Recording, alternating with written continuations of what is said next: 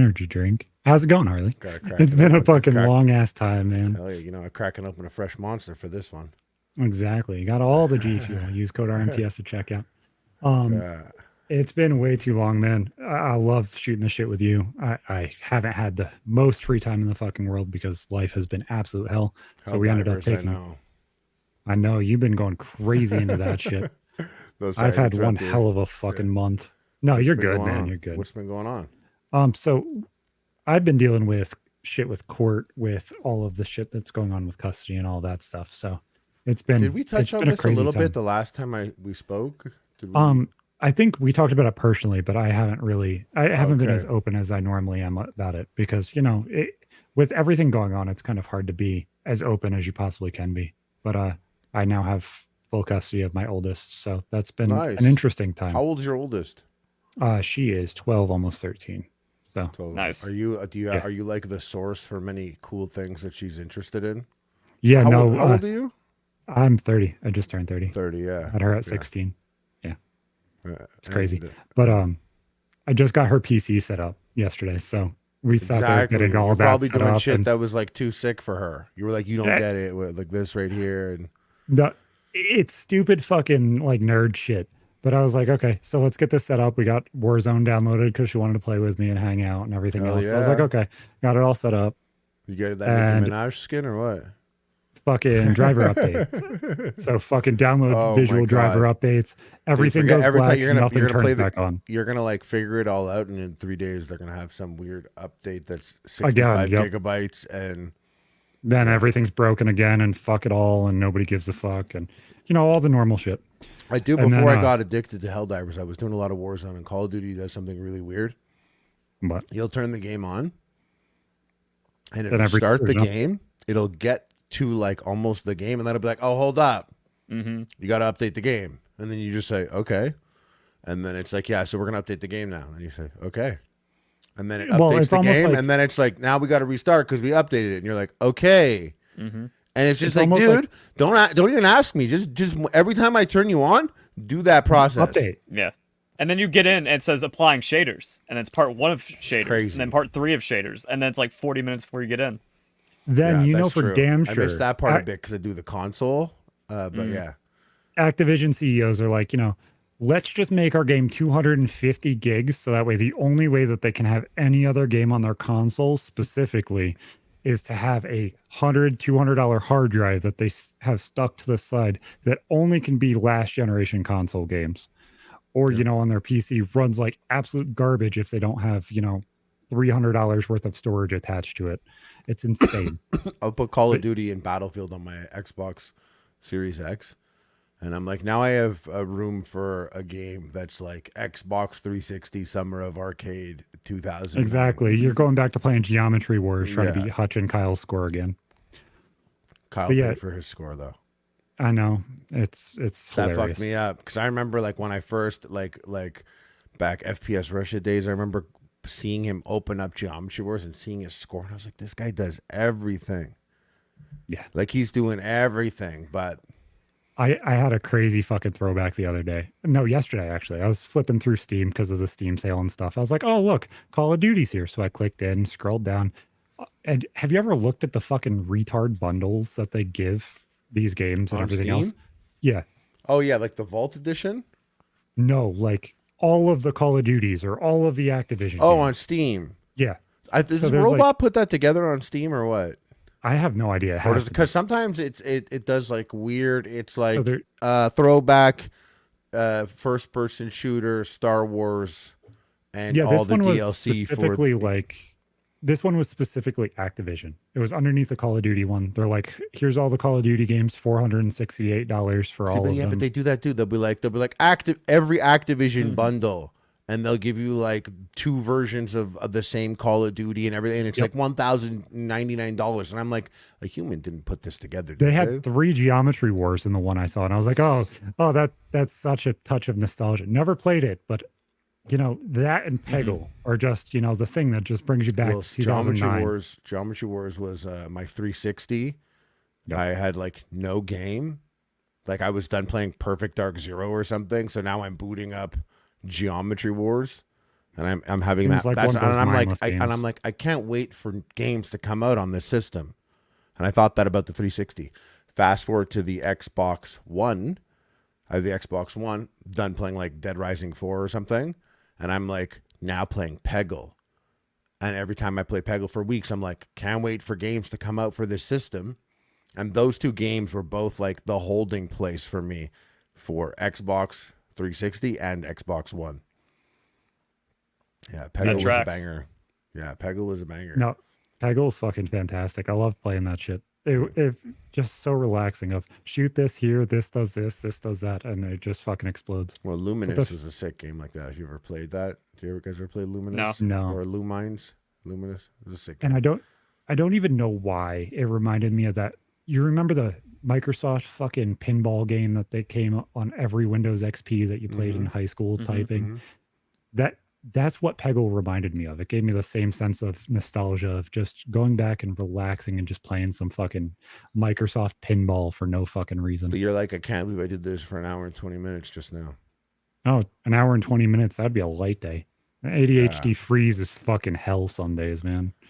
I have a hard time gaming for like my longest period back in the day of gaming straight was 4.5 hours, and I only knew it because I played GTA 4 when it came out, and I played 4.5 hours straight. I remember being exhausted because I did game, but I would game like from midnight to 2:30 a.m. Yeah. Where'd you find this casual, Zach? What's he doing on the podcast? Well, here's what Doesn't even happened. game. I know, right? But then what happened was when I started streaming in like 2015, gaming just like I would now have like 9-hour sessions. I'd sit down and There we zone go. out, and I'm just like I got multiple screens.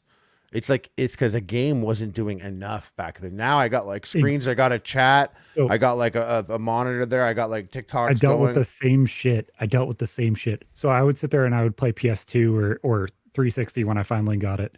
And when my game would end, or like the week of the games that I was simulating when I was playing baseball or MLB or fucking NBA, I would sit there and flip back to SportsCenter and watch SportsCenter until it hit the next commercial, and then I'd flip back Switch and to porn and whack Yep. off. Exactly. Every 20 fucking minutes, it's something new. And I'd end up playing video games for like 6, 7, 8 hours. But only half that time was playing video games. The other half was jerking off and watching TV. Yeah. I got two And hoping- TVs in my living room now. I got like my big one in front of me. I play games, whatever, on it, and then I have the big one over here because I like to party, and so that one will have some shit. Maybe it has like some like YouTuber with a British accent. You don't even see his face talking about the Battlefield franchise for 4.5 hours. Like Like a Xbox YouTube Ahoy. video like that. You know? Yeah, His brief fucking videos were retrospective.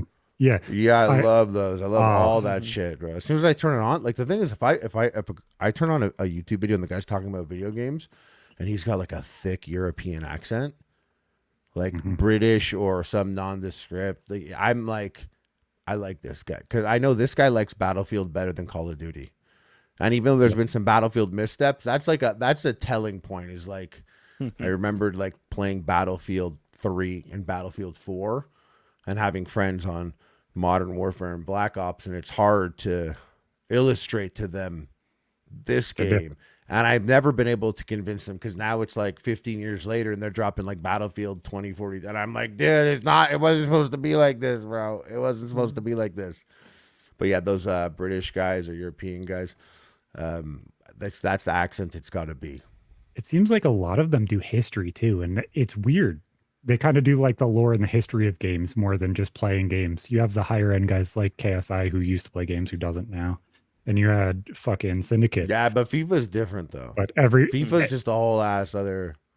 you have a whole bunch of shitheads that do fucking gaming content in the United I saw States. videos like None Tom of it's Syndicate history.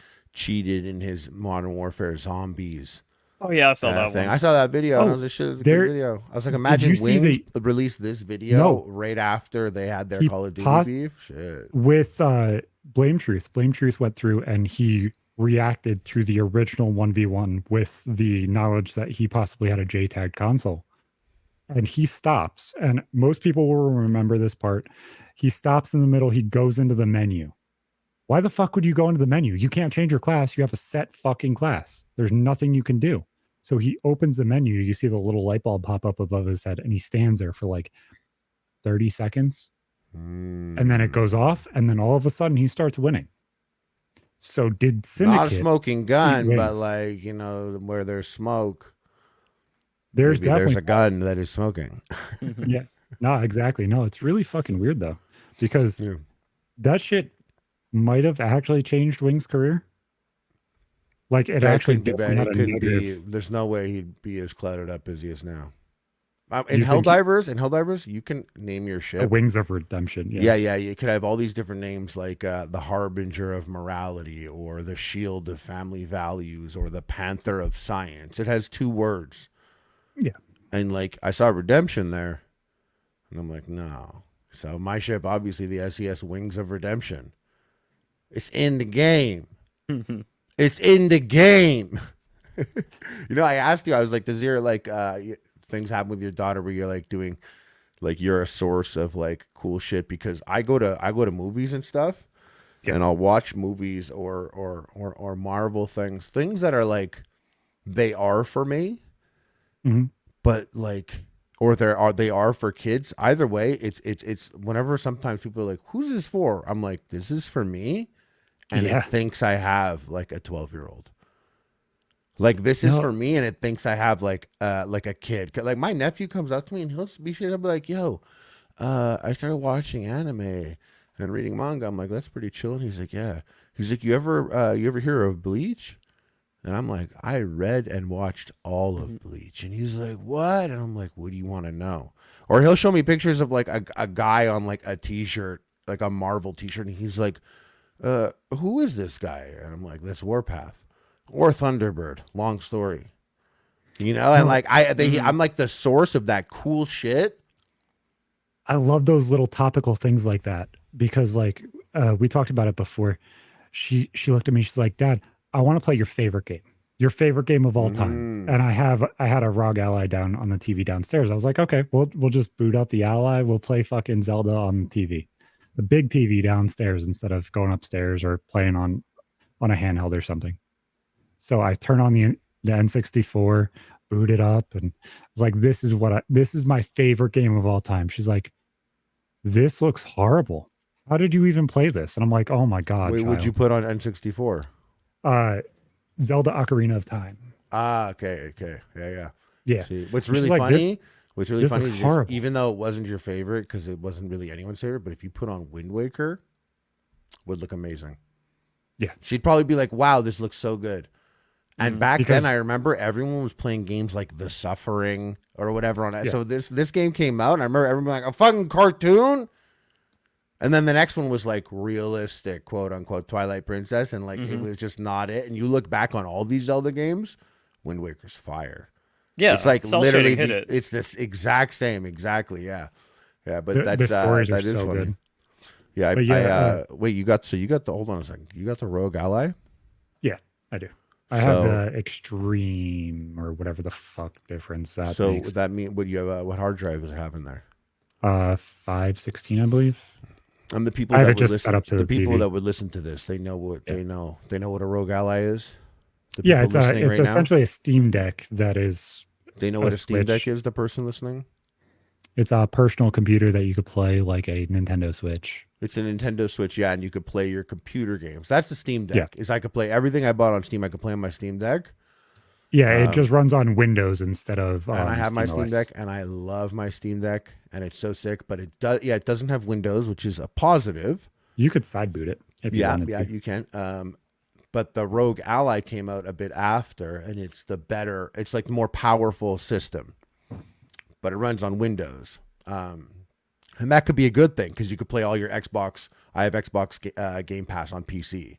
Could play like all those. I have like a whole like hundreds of other games that I would be able to play if I had a Rogue Ally. But I could do it on Steam Deck, but it's not like the Rogue Ally is like built for that kind of like you could do. It's a whole ass computer. It seems like it runs things. You know how everybody compares Mac and PC, where they're like Mac just gets everything out of the little bit that they give you and they overcharge you for it. Like it just works better in that ecosystem. It seems like these handheld PCs, especially the higher end ones like the Ally or like the Steam Deck, just over consume what they have, and they kill it with the little piece of shit graphics card that they put in them, or the little piece of shit CPU that they put in them. Well- And if you built a computer like that, it wouldn't run any of the fucking games that you're trying to play. Put But it the on a Rogue Steam Deck, Ally has and that it's fucking extra. fantastic. The Rogue Ally, you said you hooked it up to your TV Yeah. when you're playing with your daughter. I bought a C dock, and it works. Yeah, fantastic. what's cool about the Rogue Ally is you could also attach a booster graphics card to that. Yep. Very expensive though. It's like the price of an actual real graphics card, and it's like half the power. You know, it's like $1,200 for like, but it really does boost it. I think it has a 3080 in it. Yeah, you hit your daughter with that Ocarina of Time on the big screen, running at like it's like 700p, like an awkward Nintendo resolution or something. Yeah, You know, because and it's you still got to be like, you had to 5 by be there. 9. We're going to grandma's and we're gonna hook up a real 64 to the CRT. You need to see how it was meant to be. You need to see it like you need to hold that goofy control. But I was playing so much Helldivers. Oh, sorry. Go ahead. It's so interesting to watch her excitement or my son's excitement with things like How old's your son? He's 10. He's almost 11. He's actually 11 this week. You Shout out see to his them family. get really, really excited with things like Call of Duty or like Harry Potter. And like you see like their fandoms and their excitement, just like you were talking about with your nephew and Bleach. It's so cool to just see a little kid's excitement and you're like, I know that already.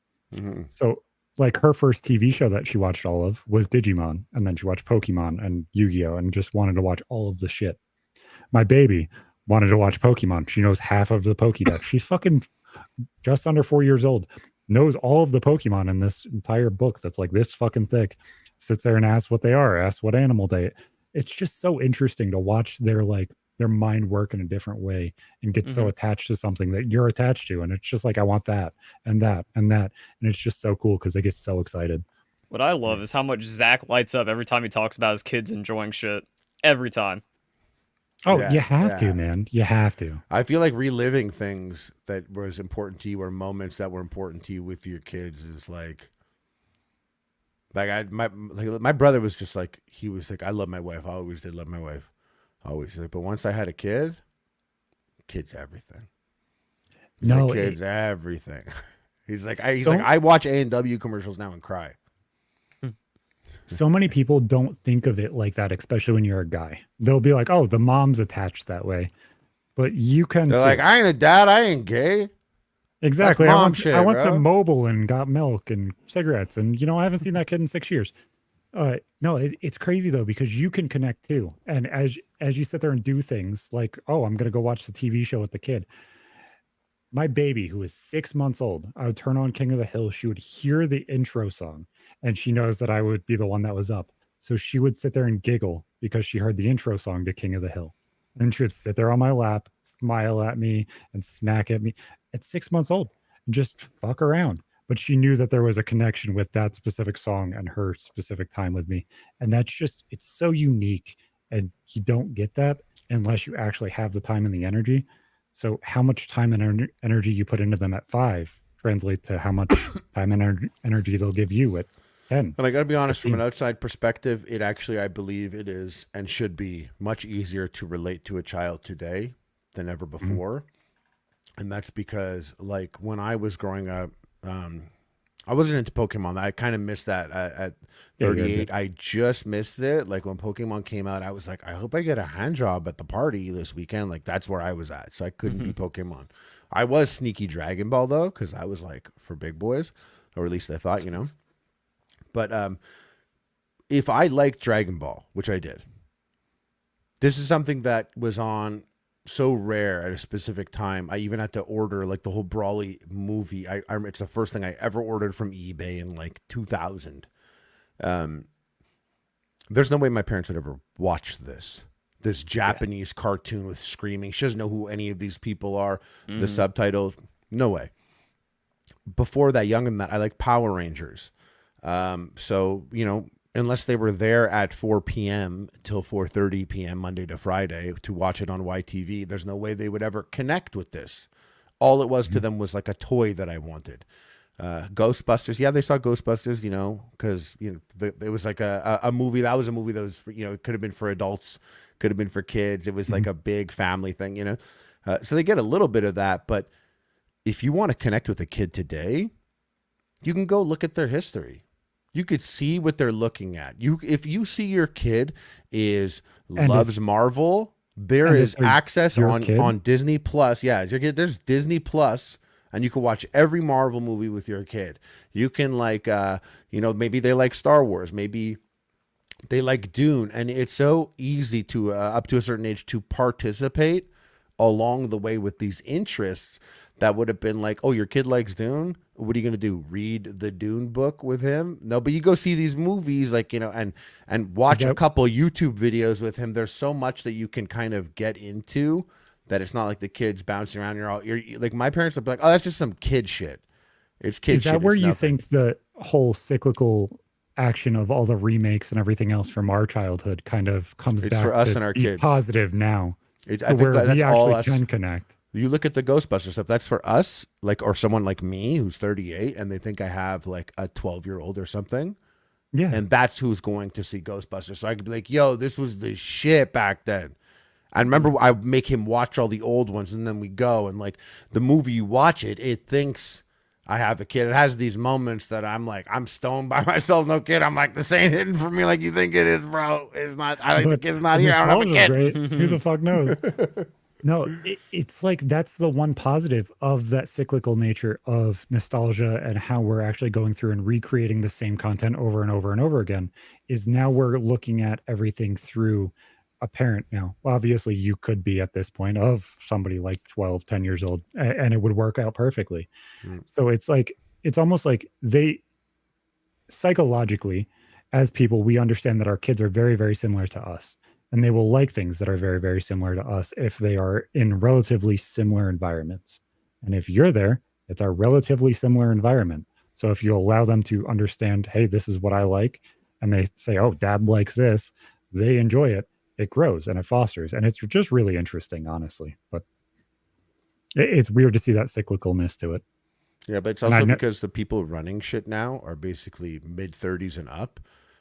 So that's like me, and it seems like we don't want to let go of our shit. Like whatever was popular throughout like our lives is still here. In the sense that it is 20 years later and I am sitting here like playing Call of Duty Modern Warfare 3 and I'm waiting for the new Bleach episode to come out, and it's like hearing some news about Star Wars. It's like there's all these things that were there my whole life. They've never left. Like things like Generation Before Me, they were like the thing happens and it goes and it doesn't stick around quite as much, but it's like the stuff like all this, I don't say the term millennial, but it's like just for now, like all that millennial shit is still here. It's not going anywhere. It's like in commercials, nostalgia references to like 1995 constantly. It has such a weird sticking point to it too. Like I remember back when I grew up, the 70s and the 80s, oh, it's just the music that randomly comes on the radio and everybody either loves it or they turn it the fuck off.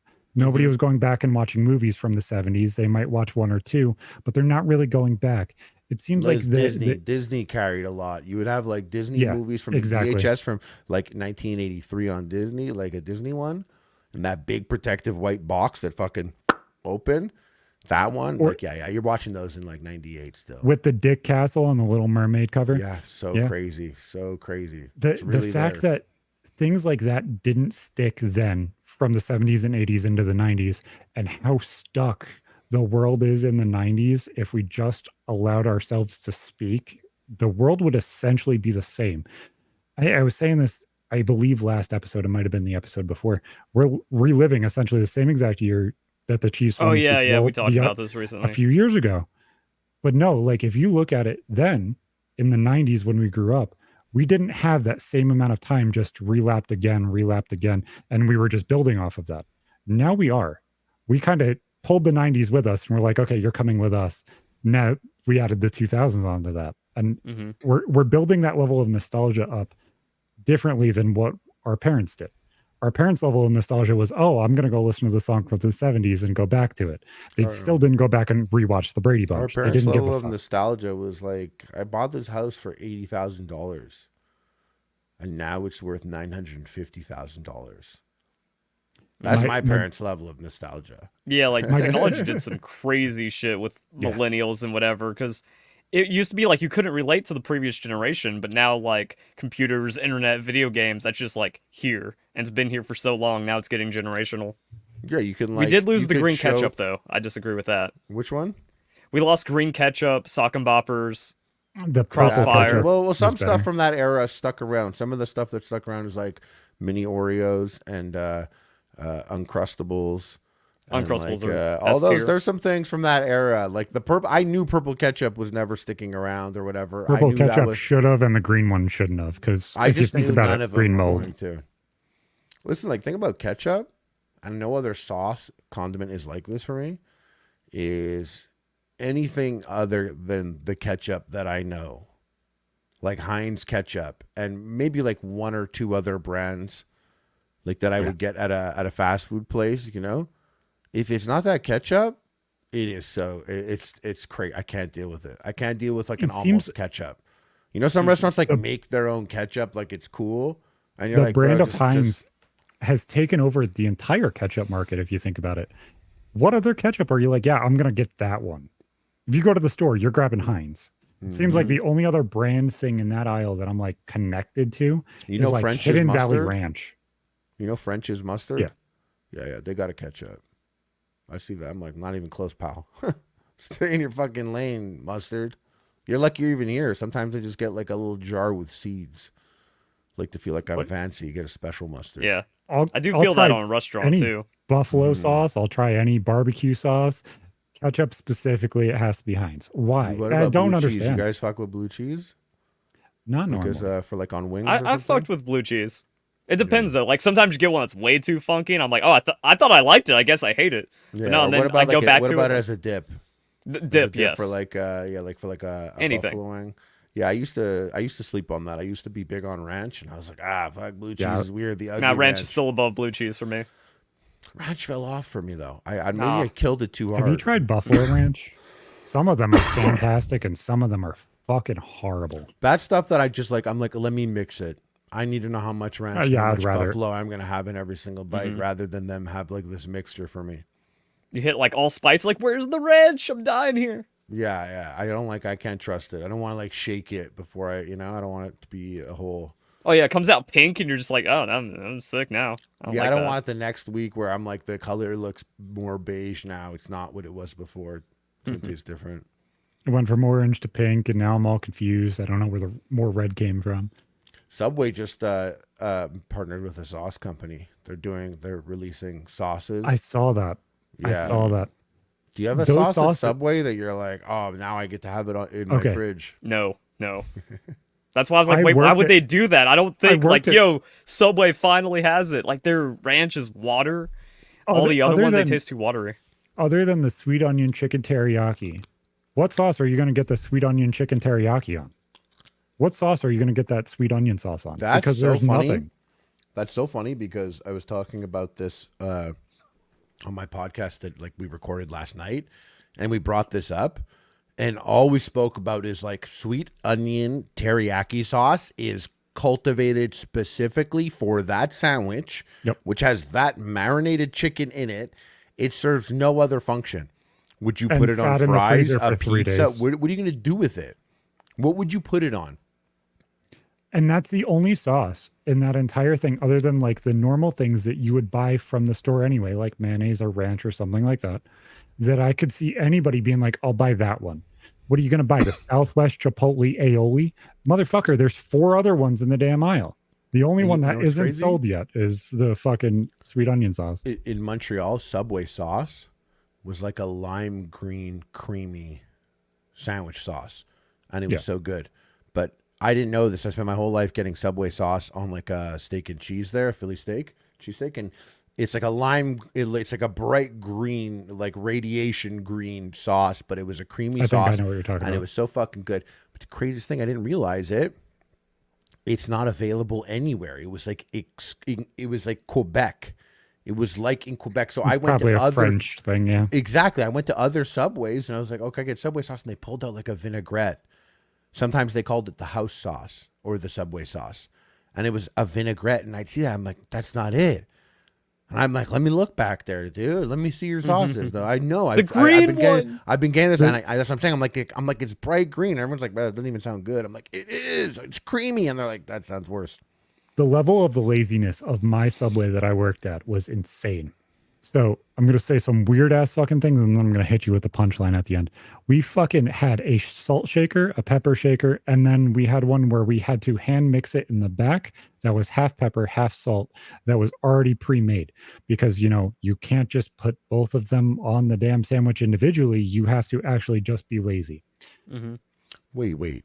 So you at Subway you have a salt shaker and a pepper shaker and a salt and pepper shaker. And when you say salt, pepper, oregano, they're going to tell you salt and oregano, or they'll say pepper, or they'll say, but if they say salt and pepper, then you use the salt and pepper mixture one. Yes.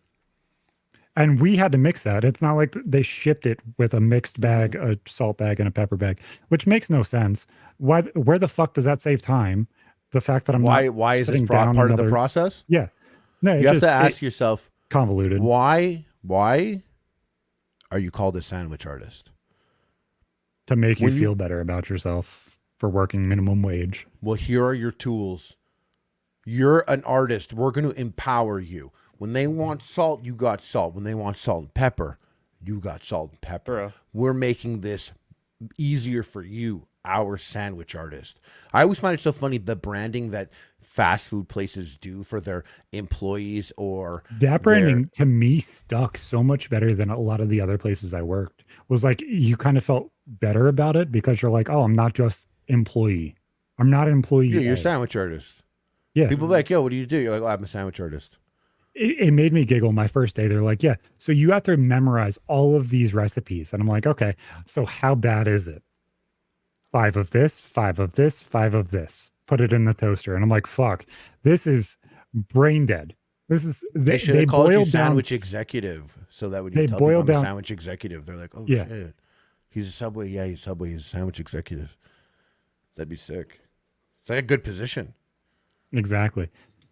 And so the most disgusting thing I saw there, they changed out their meatballs every 21 days. No. Yes. I heard this about the tuna, that the tuna was really bad to order, that they really it would get like a hard crust on it, that if you smacked it with the I've seen ladle that's in there, I've gone there before and seen the tuna sitting hard like that. Like seeing it like with that caking over it. I'm like, oh, no one got tuna today. They haven't mixed it up in a minute. Yeah, and everything other than like the tomatoes and the things that you push through the hand slicer thing, everything's sent like that. Everybody's like, oh yeah, it's this pink slurry and you slop it up. No, you don't. It's all done for you. It's in the fucking freezer. You just cut open the bag and put it in a They plastic give you container. the grilled chicken things. Do you paint Do you paint the grill lines on it? No, it's all done. Yeah, it's all done. You had to put them in those stupid ass little fucking trays though, and I don't remember if they have those now. You know what they have now? They got a 12-inch, a foot-long cookie at Subway. And a churro and a pretzel. You know what's dumb about the foot-long cookie? What? It's 11.5 inches. Oh. No, they're big on that. It's not that they're big on that. It's like, this is 12 inches. But the thing is, the container that it is in is 12 inches. Measured it. The container is like a black like vessel. That's 12 inches, but it fits. They also inside, don't guarantee like you a foot long or 6 inches either, because it completely depends on how the retard that cut it before you cut the 6-inch sandwich or the 3-inch sandwich for the kids, or if they pulled the bread instead of just sitting it down. Like, there's so many stupid little things that people are like, oh, well, that changes it. Obviously, you could have a 1.5 foot sandwich and nobody would fucking know. But the fuck up about the foot long cookie is that it's chocolate chip and it should be macadamia. Like, you should be able to choose that cheesecake. I can't have macadamia. Here's the thing. First of all, is I like Subway. You're allergic? Yeah. To nuts. Yeah, tree nuts. Oh, they suck. Don't worry, you're not missing anything. So macadamia is so sick because that cookie is still, to me, like an S tier item. Like, Subway cookies to me still hit. I respect them. I don't care what Jared did when it comes to their cookies. They've changed their menu around. Things I ate. They've changed their menu around a lot, though. Now they have this tactic. It's really interesting. In Canada, the subs are like 50% more expensive. They've gone, they're about like $15 now Canadian for a 12. So like, I guess like in US, it was like, if you chose the sub of the day, maybe it was like $6.99 or $7.99 or something. Yep. Now the sub is like $11.99 no matter what. But what they're doing is they're like all the sandwiches have new names now. Yep. Like the chicken sweet onion chicken teriyaki is the exact same, but the onions in it are now special crisped onions, and they default double meat. A lot of the sandwiches default double meat, and they have images next to it. So by default, when you order the Philly cheesesteak, it's coming double meat, and they put bacon on it. So all their items, it's like an interesting tactic. All their items at Subway are the souped up versions. It's like if you went to McDonald's and the Big Mac picture there, the #1 combo was a double Big Mac with a large fry and a large drink. Like it says, it's already upgrading for you. So you'd have to like pull when they used back, to sell these supersized things. Yeah, but the pricing's not built to like pull it back really. Just make your sandwich worse. But it's just all fast food's expensive now. Yeah, when I used to work at Subway, they had 2 Philly cheesesteak sandwiches. They had the Philly cheesesteak, which was, I believe, 3 of the little circle round tray things, which ended up being like a third of a pound of meat, or the big Philly, which was 6. It was double. So it's like they removed the secondary layer to it for the smart people and just said, okay, we're just going to stick with the big one. It's the reason why Supersize Me and everything got crazy. I actually had that question. So when I was about 11, maybe 10, we ended up getting a settlement from my stepdad getting Social Security disability for a little bit. It was like $8,000. And that little bit of money caused such an anxiety to everything that we just ate out for like a week fucking straight. Like I remember my mom ordering like 7 or 8 quarter pounders with cheese that week. Like because McDonald's was within a mile of our house. It was the easiest one to go to with having 2 kids and a kid who just wanted to scream because her fries weren't ready. How long have you gone, Harley, with just eating fast food? Because your food intake because of Epic Mealtime is really fucking interesting to me. I know you probably didn't eat 99% of that shit because it was cold and gross. But going there, obviously you're going to be like, those fries sound real good right now. Yeah. I mean, like, first of all, it's interesting. Like, I look at fast food places, especially when I was living in LA, and there'd be burger places. It's a corner, and every corner has a burger place, and all the burger places are thriving when it comes to time to eat. And oftentimes it's like, this is where you have 2 working parents and 3 kids. This is where you like, this is it. Like, this is where you're coming because you got to get it. And the kids love it. Everyone's going to be happy. And you know what? You want it too. And the price is right. Now the price isn't right though. No. Now it's very, to have like, if you have like a family of 5, you're spending quite a bit at McDonald's. It's not like, this is something that, you know, could have been like $42 is now something that is, you know, 80. It's like they're crazy with it. And I've eaten like an adult since I was like 10, 11, somewhere in there. I'd get like 2, 3 McChickens and a large fry. Oh yeah. Okay. Yeah. Me too. Same. And my mom would spend like $30 at McDonald's, about, give or take. And that's when the dollar menu was a thing. My friend's parents would like not complain, but like comment to my mom, being like, yeah, we took the kids to McDonald's, but we didn't know your kid eats like a fucking big boy thing. Like they thought it was like, yeah, the Happy Meal. It's like $3.99 back then. And I pull it up. I'm like, yo, Arch Deluxe, bro. Arch Deluxe with a large fry. The big extra. Weird thing was my mom would hold up things like, oh, this is so expensive. This is a step above. The one that always stuck out to me because she got it once for me I think twice for me as a teenager. And then once after we had my daughter was KFC. She's like, oh, we spent $80 on this KFC. And I'm like, fuck, if we spent $30 on McDonald's and you can't have it the next day, $80 worth of KFC, that's better, right? I'm like, fuck, it's really not. That was my thought process. That was like, there is KFC the next day. Yeah. There's never anything else the next day. KFC does exist the next day. You know what's crazy about KFC? Why is it when you go to KFC and you get their coleslaw, which I do like, it's like also lime green. That coleslaw is always so cold. It's always colder than my drink. Throws off the heat balance of everything at KFC. The coleslaw is like the coldest thing that that coleslaw is as cold as a McFlurry. It's crazy. It's one of the coldest things. I don't know what's up with that, but the refrigeration for that cooler probably has to be lower because of the heat of the fryer. If the drink comes out maybe the above ingredients 32, in there is like just maybe the salt and everything else brings it down.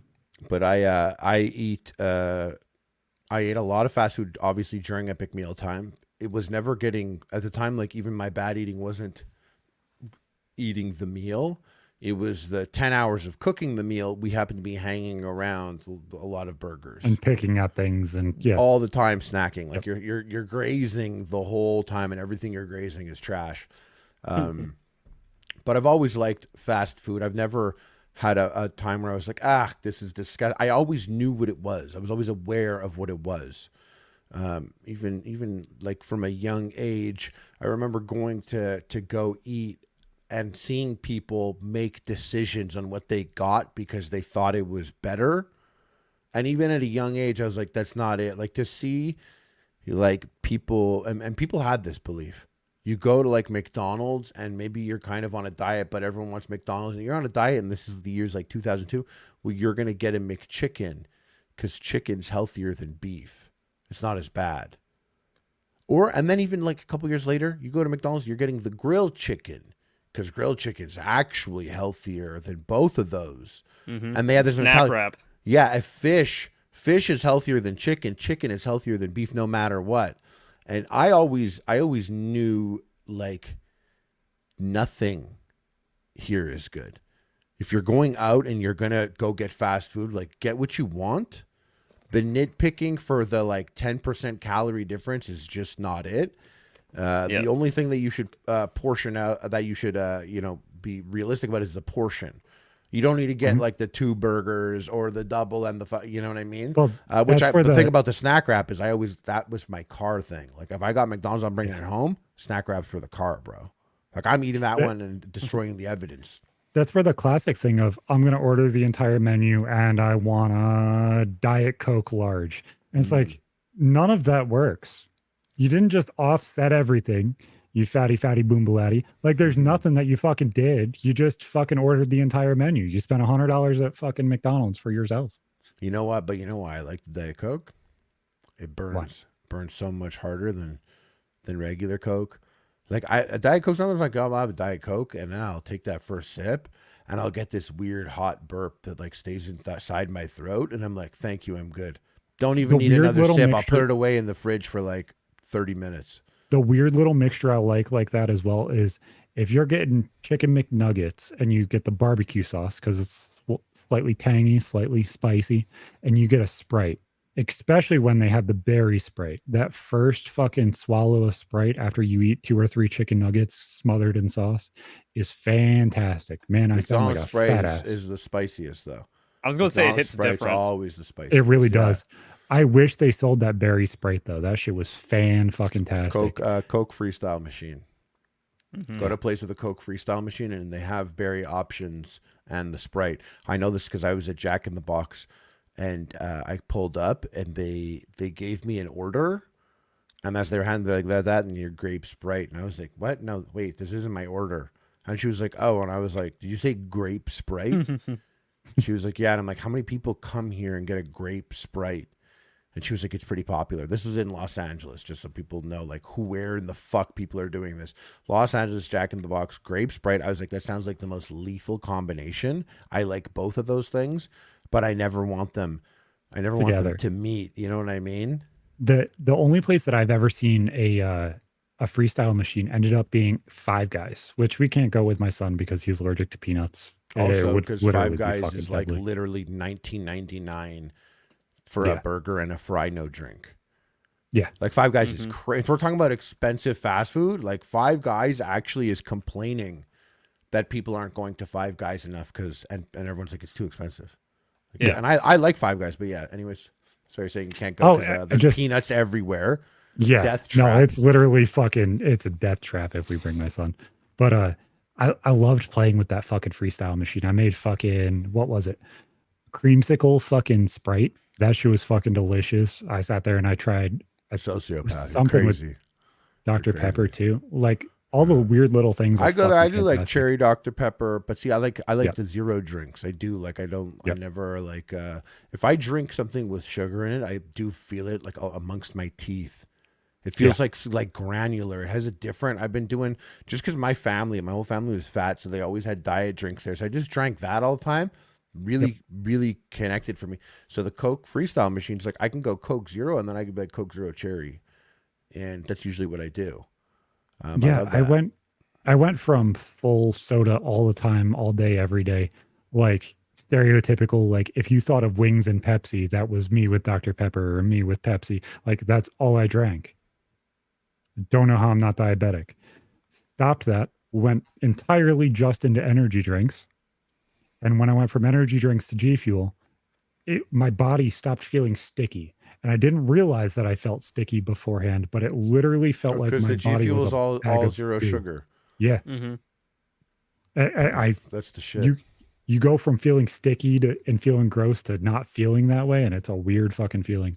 And I don't know if that's just because I didn't drink fucking water ever or what, but it was Yeah, weird. that might It's a be a weird factor change. too. Water's I've noticed is super important.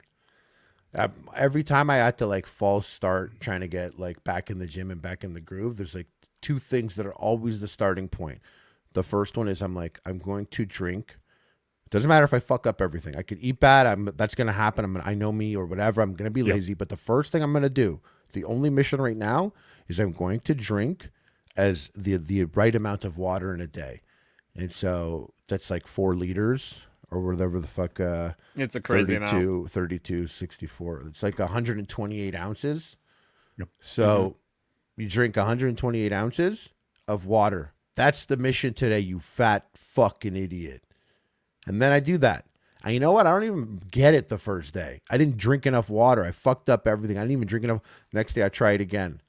And then I do the water. And then after I have water down, now it's like I just need to get a normal amount of sleep. Not the most, I just need to like have I need to go to bed when I don't want. I got to get a good sleep. And then once water and sleep are in position, now I'm like, I'm going to go look at my gym. Mm-hmm. Seriously, get in the car, drive to the gym, and literally look at it and be like, mission complete. I promise you'll probably want to go inside a little bit. You know, one of those like Planet Fitness, like it's just $10, go in, get the fucking pamphlet or whatever if you're not, but like looking at it, just looking at it. And then the next time I'll go inside. It's a way to hold yourself like gotta take accountable these in steps. a different way. So like the baby steps. I've seen a lot of people just jump and do something because they're like, oh, I impulsed and did this. And it's like, okay, so how are you going to hold yourself accountable?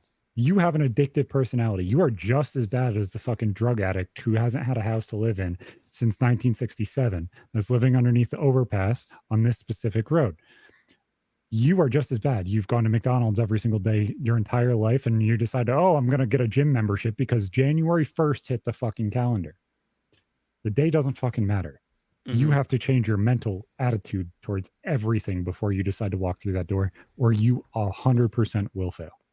What fucks me up is how unhealthy my friends are when I'm just like talking with them and we're gaming and stuff, because I piss a lot because I'm drinking over 100 ounces of water a day. So they're like, bro, you got like diabetes or something, you're pissing so much. I'm like, no, I get my 100 ounces in. They're like, wait, 100 ounces of water? Like, doesn't that kill you? Isn't that like too much water? I'm like, guys, how much are you guys drinking? Like 2 glasses? They're like, Drink like as they're not many drinking liquids water, they're not without sugar working in it out, they're as you sleeping can. less than 6 hours a day. Like, no wonder you guys are all miserable and angry. Like, it's not that hard to be healthy. That's me sometimes. That's me being like, I didn't even fucking drink. I like a day will pass and I'm like, yo, I didn't have water for the whole day. I'm like pissing out Monster.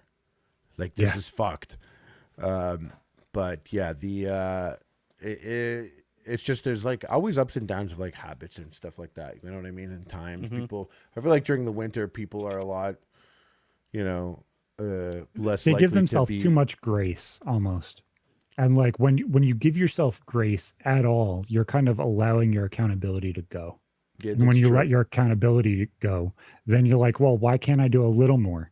It's like if you're in a cycle of always fighting your own accountability, how much more are you going to allow yourself not to hold yourself accountable? That's another thing that I do on accountability, like in my head.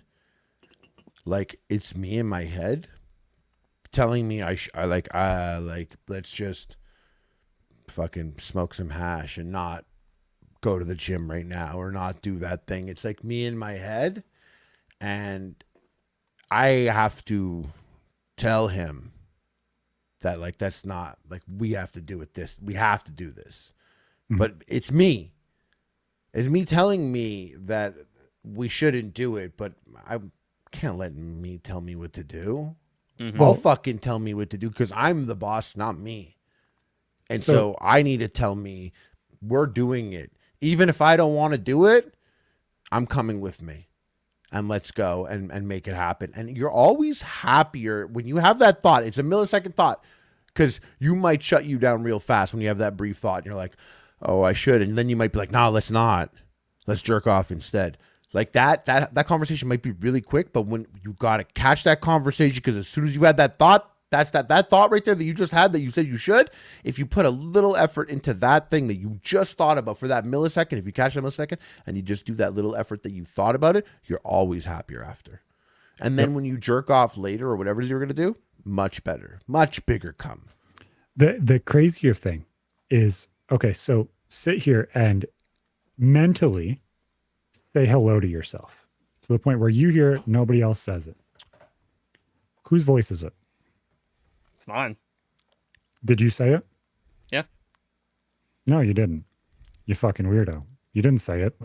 You didn't verbally say it. It's not you saying it. It's I hear it mind like it's being said. Yeah. It's my inner monologue. So I saw it in text. Yeah, exactly. Like I thought it was like weird. Written. It was like because I wasn't thinking too much about it, and by default, I thought of like a blank screen and like almost like an AI saying it. I think I was just being imaginative unintentionally. So I don't know. It's weird. It's weird to me. I don't necessarily have an inner monologue always. And Verlis was saying that this shit's weird on Twitter, and I was ready to jump in the comments, but I was like, I'll save my fucking comments. I don't have that level of I hear myself talking always, unless I actually am having like inner turmoil of like what the fuck is going on and my mind's working too fast for me to hear it. But if I'm actively trying to change my thought process or do something, I can hear myself. The only thing that really is there when I'm actually like monologue wise is like morality, and it's kind of like second nature things. What are you saying these people are weird with no inner monologue? Is it that where your mind's working too fast and they don't hear anything? Or is it just there's no morality and it's blank? That's a complicated one because this inner monologue thing, it's like the internet loses its mind every time an article comes out. Are you familiar with it, Harley? Yeah, I've heard that, and I it made me like question. I'm like, well, yeah, I think. Wait, am I an NPC? I think I can hear. Yeah, I'm like, I think, but I don't know if it's me in my brain. Like, yeah, so we're gonna jerk off, and then we're gonna play Helldivers. You gotta get hash.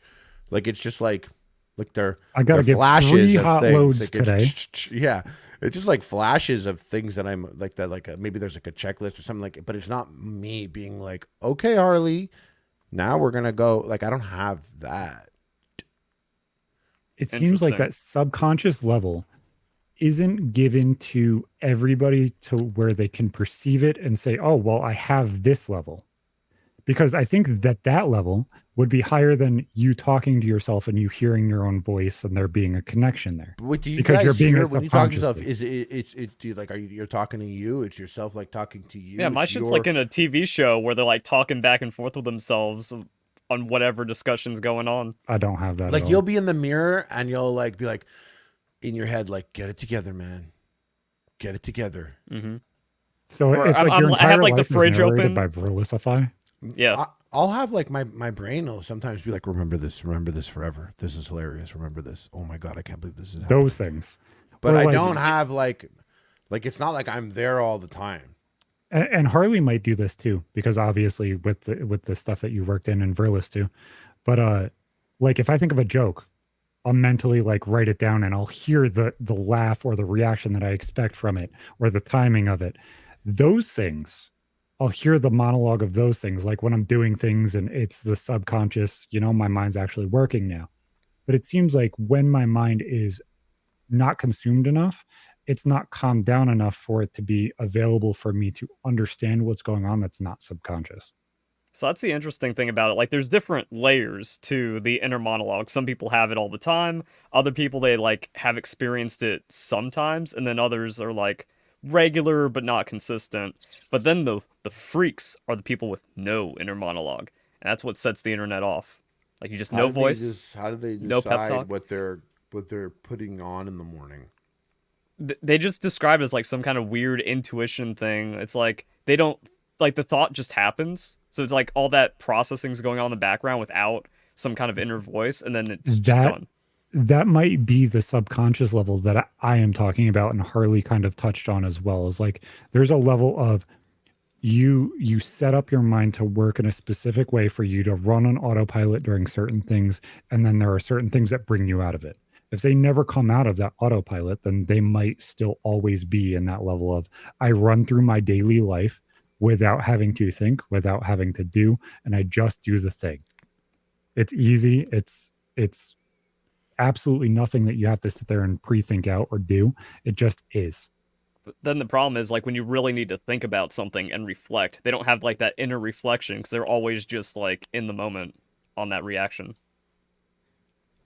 Yeah, it seems like a lot of people just choose not to understand or perceive anything other than their own perception of things, and that's where I the entire don't world is feel like done. I've ever like I didn't spend time ever scrutinizing it in my mind. If I did that or not.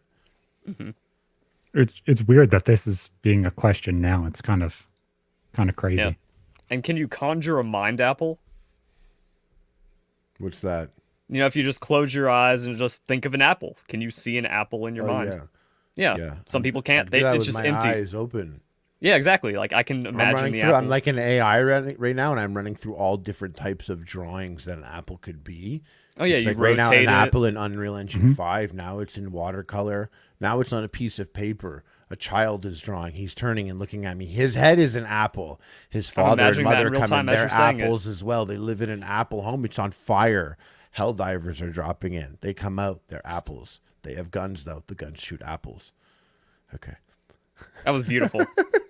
I loved imagining that. It reminds me of the thing that fucking Woody. It was used to weird say because on I was Mail Monday halfway at PTA. talking. I'm sorry to interrupt. I didn't know if I was like saying it first or I was thinking it first, and it was changing along the way. Sometimes I was saying it and I didn't even know what I was going to say as it was becoming visualized, and then other times it was now visualized into something before I said it.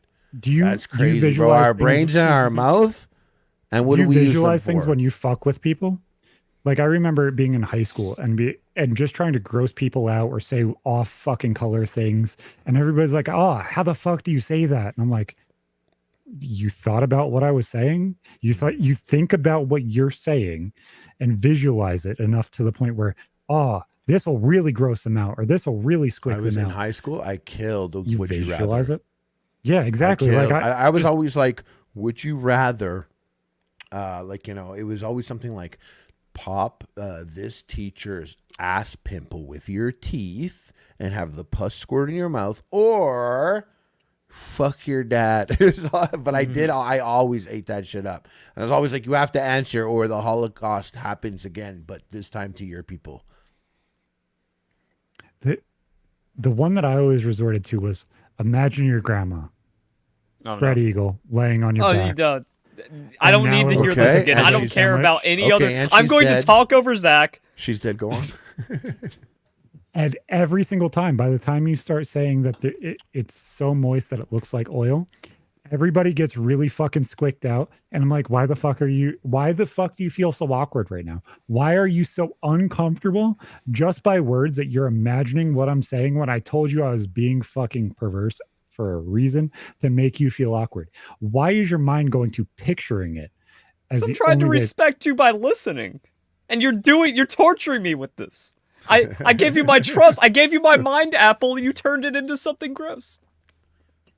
But yeah, like a lot of that shit, like I don't do it all the time, but if I'm paying attention to what I'm imagining, I can fucking imagine anything. I remember when Woody would talk about that shit on Mail Monday. He's like, "Oh, how do you last longer?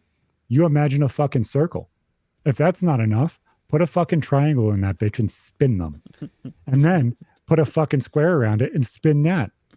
Spin them in all different directions. Make your mind fucking work. And I'm like, fuck. Okay. Well, That's there's good. 2 shapes. Now there's 3 shapes. Okay. My dick stopped working. Now I'm at 4. Where the fuck are we? Like, the fuck, man. Your brain needs more blood to calculate and Yeah. process that. No, 17-year-old Zach was a weird fucking time, man. But I remember doing that shit, and I'm like, mind apples. People are still on apples. That takes up their Some people can't even see mental the apple. capacity. I don't And know. that's why you have to say mind apple. It's like, yo, wait, you can't see anything in your mind. There's nothing. And But there's is that okay? Maybe that's okay. Yeah, but it's okay. But it's fascinating to the people that. Like, I wonder how can many people vision. would take the trade if God was there and God was like, "I'll make a trade. You will no longer be able to conjure a mind's apple, but your dick is half an inch bigger." half an inch. Guys Like, be like, hurt people even more. "Hey, listen, I could use that half an inch. Give me some of yours." 35 pounds gives you an inch. So as a whole, it gets really weird because I remember my mom telling me, she's like, well, why do you need porn? Why do you need a Playboy? Why do you need this? Why do you need that? Can't you just imagine what you want to look at? I'm like, if I'm jerking off, where the fuck is my mind? My mind's on my eyes are closed and I'm imagining things. That's what I want to do. No, I want to watch the porn that's on the fucking computer. That is more stimulating. That's than doing fucking all the hard imagining. work. Yeah, See, exactly. that's a big 8 years from between you and I, because like that's how I had to do it. Like I found like a card with like a tit. That's the internet for like a year. You have to Like, so remember your friend's Playboy. To this day, I'm literally fucking Luke Skywalker with this shit. I'm out there. I got like all these tabs open. It's all these different things. Like, it's just the most different type, and it's just not hitting. And that's when I'm like, use the Force, and I like close the fucking blinder, you have and I'm like doing human it with AI no. X-ray. I'm doing it with like You see through no all the visual clothes. assistance now. It's just me, and I'm feeling the Force, and it's all in here. Like I do that. That literally does happen. There are times where I'm like, no, and I'm like a fucking sick ass dude at karaoke, and I push the screen away. I'm doing it without the fucking words. My mind, because I'll tell you something. You're just a small town girl living in a lonely world. Listen, I'll tell you something. I got like, remember before I told you sometimes in my brain it'll be like, remember this moment forever. Yep. This is like 4th grade, like my teacher like leaning forward and just seeing too much tit. I've been stretching that thing out. Like that showed up like 2 months ago. Like that comes back. Like I have it locked in. Like there are times I'm like taking pictures with my brain and I'm like, I'll remember that. And then I get like cast of characters, bro. Trust me. There are times like, I'll tell you something. Can I tell you something? I like go and meet a couple. Like, you know, like I meet a couple and they're like great and they're just like, you know, love hanging out with them. They're great. And then in my head, I'm like, tonight, I'm going to go home and jerk off.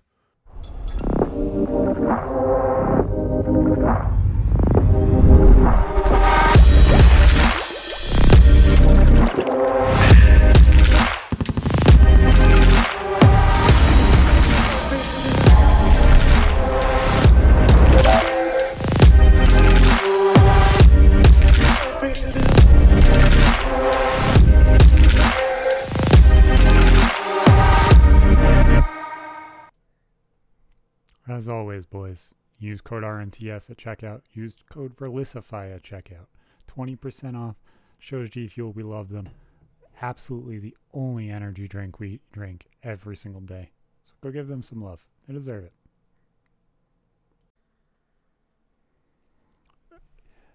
Now, this episode is sponsored by Blue Chew. Let's talk about sex. Guys, remember the days when you were ready to go? Now you can increase your performance and get that extra confidence in bed. Just like everything else that sponsors this podcast. Brings you up to that next level. Listen up, BlueChew.com. Blue Chew is a unique online service that delivers the same active ingredients as Viagra, Cialis, and Levitra, but in chewable tablets at a fraction of the cost. It's amazing. You can absolutely just pay shipping and handling for that first shipment, and you get 3 for free. Just pay $5 in shipping. You can take them anytime, day or night. And if you take the Cialis one, which I believe is tadalafil, you get 36 hours worth of this medication working. It's not just once, man. The process is simple. Sign up at bluechew.com, consult with one of their licensed medical providers. They even make sure that it's safe and healthy for you to take. The best part, it's all done online. No visits to the doctor's office, no awkward conversations, no waiting in line at the pharmacy. And they're made in the USA and prepared and shipped directly to your door in a discreet package. Does it work? Absolutely. You will feel like a god. You will feel like you are absolutely focused only on one thing, and that's getting her in bed. So, as always, go have some fun. Take some Blue Chew. Enjoy yourself. We got a special deal for our listeners. Try Blue Chew for free when you use the promo code RMTS at checkout. Just pay the $5 shipping. That is bluechew.com/promo code RMTS for your first month free. Visit bluechew.com for more details and important safety information. And we thank Blue Chew for sponsoring the podcast. They want to help you have better sex. We want to help you have better sex. Discover your options at Blue Chew. But I'm going to be him making love to her. It's not even me. I'm not even in this. I'm not even here. It's them. I'm him. But I'm not him. Like, it's not like I'm controlling him. Like, in some weird, it's just him. And I'm seeing it through his eyes. But it's not about like that. It's not about like me being voyeur and doing, no. It's them. It's this. It's this the cum person is that for you them. specifically know that you're like, this is attractive, or this is what I want to see at this moment. Specifically, no. It could be the couple behind me, like at the buying tickets to the movie theater, absolutely. and I'm like, I'll turn around because like I thought my friend's coming from the thing, and I catch a glimpse. I'm like, oh shit, I can't believe I'm jerking off tonight, and I'm gonna be that guy fucking her. That's crazy. Got to close my Your eyes mind for is that. wonderful. Nah, that's my mind's apple. That's No, my mind. My mind's apple is gonna fuck you up, bro. Take a bite. It's weird when you speak with creative people that actually have the availability to think and do things and kind of and they use it explore to the whack way. off. Yeah, exactly. I make fucking cheeseburger lasagnas and I jerk off to your mom that I saw naked 3 years ago. I promise you, we're gonna have lots of fun, boys. It's like, fuck, man. One time I met this girl. And she she messaged me and she kind of was like a kind of like fan vibes, you know. And she was she like did like cam stuff. And she hit me up and she was like, "Oh, next time you're in LA, you know, we should link up." And I was like, "Oh, I am in LA." And she was like, oh, "Okay, let's link up." So she came over. We went out. It was great. She was cool. Wasn't weird or anything. But like, you know, she was telling me like she like loved a YouTuber, a specific YouTuber. And she was like, "Yeah, oh, you almost remind me of him a little bit." And I was like, "Oh yeah?" And she's like, "Yeah." And I was like, "Why don't we pretend that I'm him? I'm that YouTuber." I'll be Vitaly for you. And no, this one he had a family. And I was like, I'll be that YouTuber, and because we know their family, because they like do all these videos, I was like, I'll be that guy, and we'll pretend that I'm cheating on my wife, and like we gotta hurry up because his wife's coming, and we both know their names and stuff, and so we did this whole enactment. We did it. I was that YouTuber. I was using his catchphrases, and this sounds like it's fake. It's not. Fast forward a couple months after that. And I was hanging out with you that were fucking YouTuber. his wife. No, I would never do that. And I was hanging out with him, and he was like, "Yeah, we're like shooting the shit about stuff." And he was like, "Oh, you must have like crazy sex stories from your experiences, just like over the." And I was like, "Actually, bud, I got a good one for you." And he was like, "Oh yeah, what?" And I was like, "This is what happened. This is what I did. I was you." I was you, and he was like, "What?" And he was kind of like, "Oh shit." He was like, "Let me see." And he saw a picture, and he was like, "Damn," because he was kind of like, "Fuck, I could have hit that," you know. And I was like, "Don't worry, bro. I did it for us." It's weird how different dudes and women's minds work.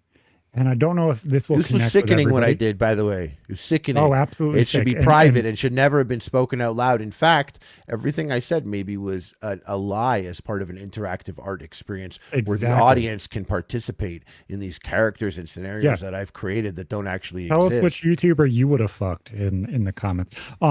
So as a whole, it's weird to see the difference in between the way dudes and women react to this. That dude was like, "Oh, really? that happened. And, a year ago, we were seeing all of the deep fake shit pop up. And it's like, if it's not you, if it's just your face, are you really that connected to it? Are you connected to what is entirely you down to your face and what people perceive you to look like underneath your clothes? There are some That to things me that is weird. exist. There is some things that exist like that, like the deep fake porn thing and how people reacted to it. There are some things where I don't have an initial gut reaction to it. And Yeah. maybe I'm in my mind, I'm blasé to the thought. And my now at my age, I'm always like, I don't get it in the sense that I'm ignorant to what is happening. And I would, I would open my perspective for sure. And I've watched countless people discuss it enough that I am now like, oh, I could see that. I could see why Yeah. this bothers you. I also recognize that maybe I'm like how I am. It's not important to me, I'm but I've seen disconnected to it. enough people talk about it that I'm like, oh, I get that. But Like one thing, for example, real quick, like yeah, one time I saw a video of this this white kid with dreads at school, and this black girl was like pushing him, and she was mad that he had dreads and I telling know the him that video it you're was, talking about. yeah. And I was so blown away by it. I was so blown away that how the fuck can someone like, because he has dreads, this sounds ridiculous to me. But I Yeah. had to stop and like ponder. And there are a couple of times in my life where I've pondered, and I had to sit there and be like, but why was that a thing? I need to go hear people talk about it. And I did. I watched, like, I looked it up and I had to read about it. And I saw like people describe, and I would have never, unless I had this moment where I was just high and I wanted to know more about why this thing that Yep. I am like Exactly. completely 100% disagree with, why anyone ADHD would brain even think trap. this. So I had to go and I had to listen to people speak, and I would have never heard them speak about it unless this happened or whatever. And it gets to a point where I'm like, now I'm like, oh, I could see that. I could see that. And if I were back in time and I were at that place and I saw that person pushing that white guy with dreads because he has dreads, I'd be like, hey, stop that. It's no reason to push someone. Exactly. However, having said that, I myself would never wear dreads because I know it bothers some people. And even if I agree or not, I just have to ask myself, I'm like, do I like this more than potentially bothering some people? And if the answer is yes, then rock your dreads and I support you. No, White dude. exactly. But And I'm not going to do it because I'm like, that's not worth it to me to bother someone for this. that's why it gets interesting. And that's why I said it was like, if AI porn deepfakes right now are such a big problem, role play would be a problem. Watching porn of specific characters would be a problem. Obviously, there's an IP issue, but Well, it would there's be a different problem level. if it was like, yo, this person They're is playing you. yeah, they're acting as me. But I guess that we have those parody things. There was like that Sarah Palin one. And They like name themselves the person and do the whole that's why thing. I'm saying like that shit seems like it's all in a gray area of like you personally can be affected, but you can't speak for everybody and say that it's affecting everybody negatively just because your perception of it's negative. Like Yeah. the braid thing and the dread thing. A lot of African Americans will hold on to braids and be like, "Oh, braids are spiritual." Okay, so why is there a braid, the Dutch braid, which is where it started, and you have the Nordic people wearing braids all the time and top knots and stuff like that? You can't just discount all of history if you're just holding on to yours. Like there's so much intermingling in between these things that it's really kind of hard to feel out exactly where the start of something is because everybody wants to perceive it's the one thing that they perceive it at. And it's just like be more open-minded and understand the perception of what things are instead of holding on to the one thing that There you is, but perceive I it do as. recognize that there is and it's funny. Not everyone has this experience, but like I've been in enough Call of Duty Xbox live chats to know that shit out there could be It harder could be for a hell some of a lot people. worse. Yeah, it could be, and I also recognize that, like, I mean, if you were at a company and you were looking through CVs, I think a lot of people would judge a name. If they're looking at a name and they're like John Smith, yeah, you know what? I could be friends with the John, and then they have to look at the next one. It's like Gom Jabbar. You're like, this guy's probably a poisonous needle, and you cast that aside. Like, you're gonna actually judge people by their names. You're gonna not you, but us. We do that. Humans just no. I think as humans, everybody does. There's going to be a level that you are comfortable with, and that might not be, you might be able to be comfortable with anybody who's in your circle or anybody who's within your town or your state even. But if you get sent a whole bunch of Japanese characters, you don't even know what that says. And it seems like that's where the name thing kind of gets lost, is we don't understand that it's a translated thing from this language to that language to this language, and they're just letters thrown together, and you don't know what the fuck it means. It could have the same exact meaning as your name. You're just uncomfortable with it. Yeah, but some people are like, I don't like people from elsewhere. Yeah. I don't absolutely. like person sounds like they're from another land, and I ain't about another land right now. Some people look at a name and they'll be like, they'll see like Gom Jabbar and they'll be like, Biden's America. Well, that's a lot of the problems. And, I'm very different than this ideology, but in all honesty, you see a lot of the Nordic countries, they'll stay very insular. They're all, that same exact race, and their happiness score is higher. Okay, so why? Why does this work, but that doesn't? I remember back in the 90s and the early 2000s, where the United States was this big melting pot and everything was, the United States. It wasn't this sect has all of these things and you can't touch them. It wasn't this sect has this thing and you can't touch it. Like, there were little offshoots and kind of direct kind of localized things that you couldn't, but 99% of everything was everybody's to touch. I remember in 7th grade, I was like, you know what? I'm going to get cornrows. I came from the fucking ghetto. Like, half my friend group was black. I had cornrows in high school also. I was like, I want to tame this big ass curly fro that I don't want to get rid of anymore. I had a big curly Jew fro, and the black girl I was dating at the time gave me cornrows. Exactly. No one gave me shit for it though. But this is 8-year difference, No, I wouldn't have gotten shit for it either. I was fucking 6 foot tall. You know how many people said things? Fucking none. They loved playing with my fucking fro. I got the shit that this is going to sound horrible, but you have to remember this is 2001. My friend who was black came down. His name was Gisano. And my sister walked up and said, Gisano, can I play with your hair? Just sat there playing with his hair for fucking hours. He thought it felt like cotton candy and loved the fucking feeling of it. Nowadays, if you say that happened today, that is racist and wrong and insensitive. And it's like, guys, can we stop having our feelings hurt about every the problem is about the hair thing. Yeah. Is it something that applies to everyone? Like when I was in high school and I didn't have long hair and I put stuff in my hair, the worst thing you could do was touch my hair. Oh, absolutely. I put stuff in my hair and like my hair is like a not manageable hair. Mine too. Already. Yours too. Yeah. If we were black, there could be a chance our hair would be much more unmanageable. Oh, absolutely. This, so like if you managed your shit and you got it together and someone's like, can I play with it? You're like, fuck this shit up. Yeah. You're going to fuck it up. And I just feel like thing. I just feel like it's not it a is, race thing. It's like, no, but I just think like I'm looking at both of your hair. I don't want to touch it. I don't want to touch it. If one of you had this big magical afro, I still wouldn't want to touch it, but I would be like, if someone told me with a gun to your head and they're like, I'm fucking have to choose or the Holocaust is going to happen again, I would be like, oh, I definitely want to play with that hair over their hair. Like that hair is more inviting. So that hair might invoke much more boomers being like, wow, your hair. And some people boomers like to touch. They'll do things like they don't care about people's wishes often, Yeah. Not all boomers, but it seems like they all boomers have that could be like my age, mentality. Yeah. Boomer is like it's deeper than just being an age, It seems like that mental retardation has like the mentality of a 5-year-old, but the body of a 60-year-old. And it's like, it's weird when that happens.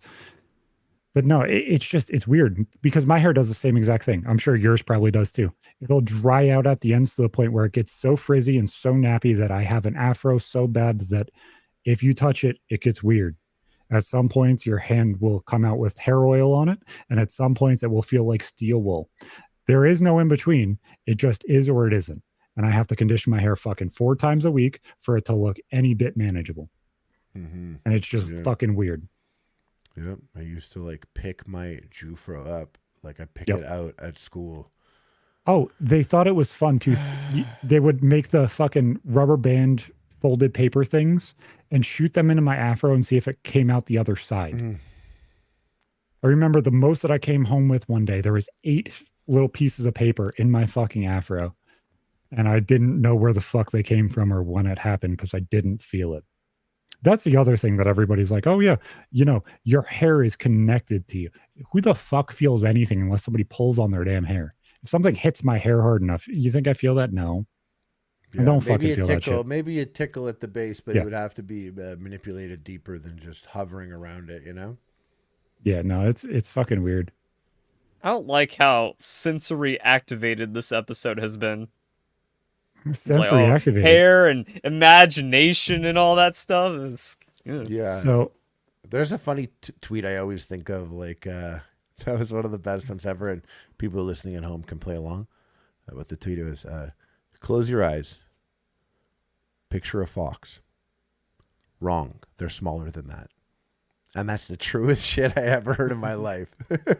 Like, anytime you picture a fox, you have, like, the Disney perspective idea. So maybe the fox was in a movie with a rabbit the whole time or something. Nah, in real life, foxes are fucking small. That's, like, smaller than medium dog. This is where it gets funny. Verlish, you pictured Fennekin, didn't you? No. Which one? A what? It's a Pokemon. Oh, okay. So I imagine the Fox Pokemon starter, and I thought it was funny because I knew Verlis probably didn't, and he's a Pokemon YouTuber, and I was like, oh yeah, this is gonna be nerdy shit. I'm gonna picture it over the Pokemon YouTuber. Yeah, I just imagine like just the most stock image of like an orange fox with a little white tip on its tail. Yeah, it was too big though, wasn't it? I doubt you think it's I'm small. like, if I'm thinking about it in the portrait, right now, it's in the portrait of my mind, it's about that big. It's even like, smaller have a than banana that. for It's scale. literally the one didn't you have think a of is too banana for scale. fluffy. That's too fluffy of a fox on that picture in your mind. It doesn't have enough mange. Yeah, I got scared that it was going to go in like some kind of deeper direction where it's just like, oh no, this is now going to turn like furry imagery. Picture of the fox. Wrong. It's smaller than that. It's fucking you now. Look what you've done.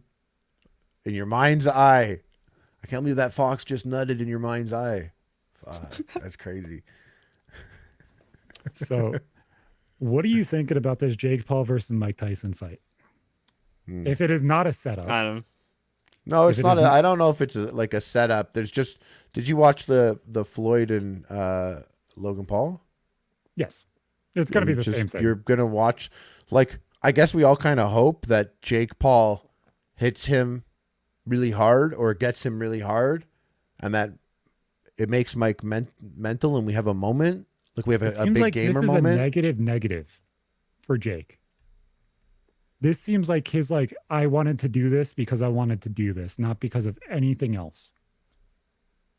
This is What else? I'm How trying else to can he check a live though? bucket list. Really, when you're like that Yeah. type of person, how else could you possibly live, other than like I'm gonna do this now? Well, And if you it were seems doing it, like think about this. There's always a factor when I talk about Jake and Logan, which I do way too much because I always like YouTube drama stuff. I have to speak about these guys for like almost a decade, and I know them both, so it's like funny because like I've met these guys in person. Like Logan came to Montreal, filmed an epic meal, like stayed down here with us. Like I've just known them both for years, and not close, but like you've associated with them. yeah, like I can message them right now. Should I want me to text them? But when you think about them, you have to think about what's going on in their life, what the decisions are that they've made, and then you have to compare them together because they are constantly in a competition. They're motivated by one another's success, which is why they're in this crazy feedback loop of constantly striving for more. Now, Jake and Logan have always passed one another back and forth. Recently, though, what's really interesting, like, and it's to a lot of people listening, they're like, this is so stupid, but it is pretty fascinating if you think about it. Like, Logan made Prime Energy with KSI, and KSI and Jake have like a lot of beef, but now that's his brother's business partner, and their business partner for $1 billion idea, probably one of the biggest things that they've both done. Like out of all of them, out of KSI, Prime is like one of the biggest things. It's like, it's monstrous, you know?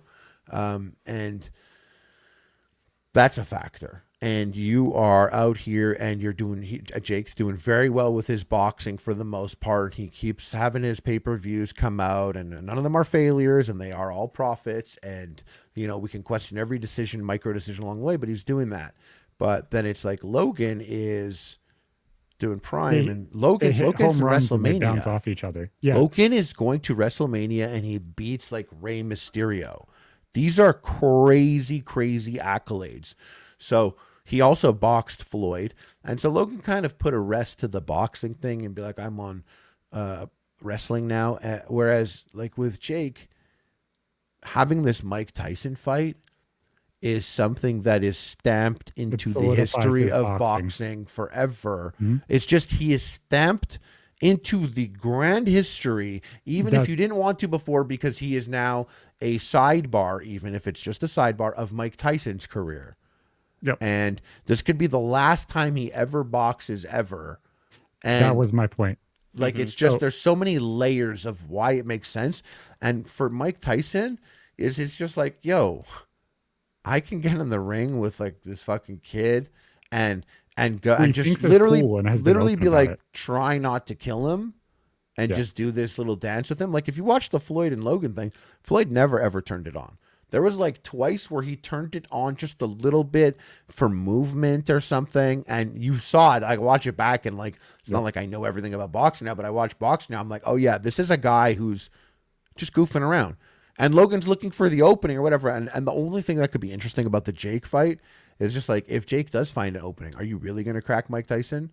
And so if you wanted to enjoy this fight, or you wanted to really you have to look at and you have to watch Jake and see if he's going to take the shot. Because personally, even if I were Jake Paul, and he's done great leaps and bounds in terms of getting to where he's at with boxing, even if I were him, I don't know if I'm throwing the punch at Mike if I have that opening. I don't know if I'm going to take that, because if he turns it on, he starts fucking obliterating. And I know he's old.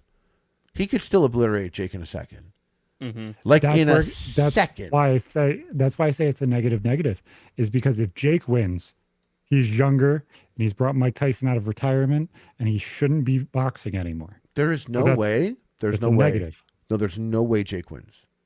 Oh, that's there's my absolutely point. Like no way that Jake happens. loses. He loses to somebody who's almost 60. No, he's losing to Mike Tyson.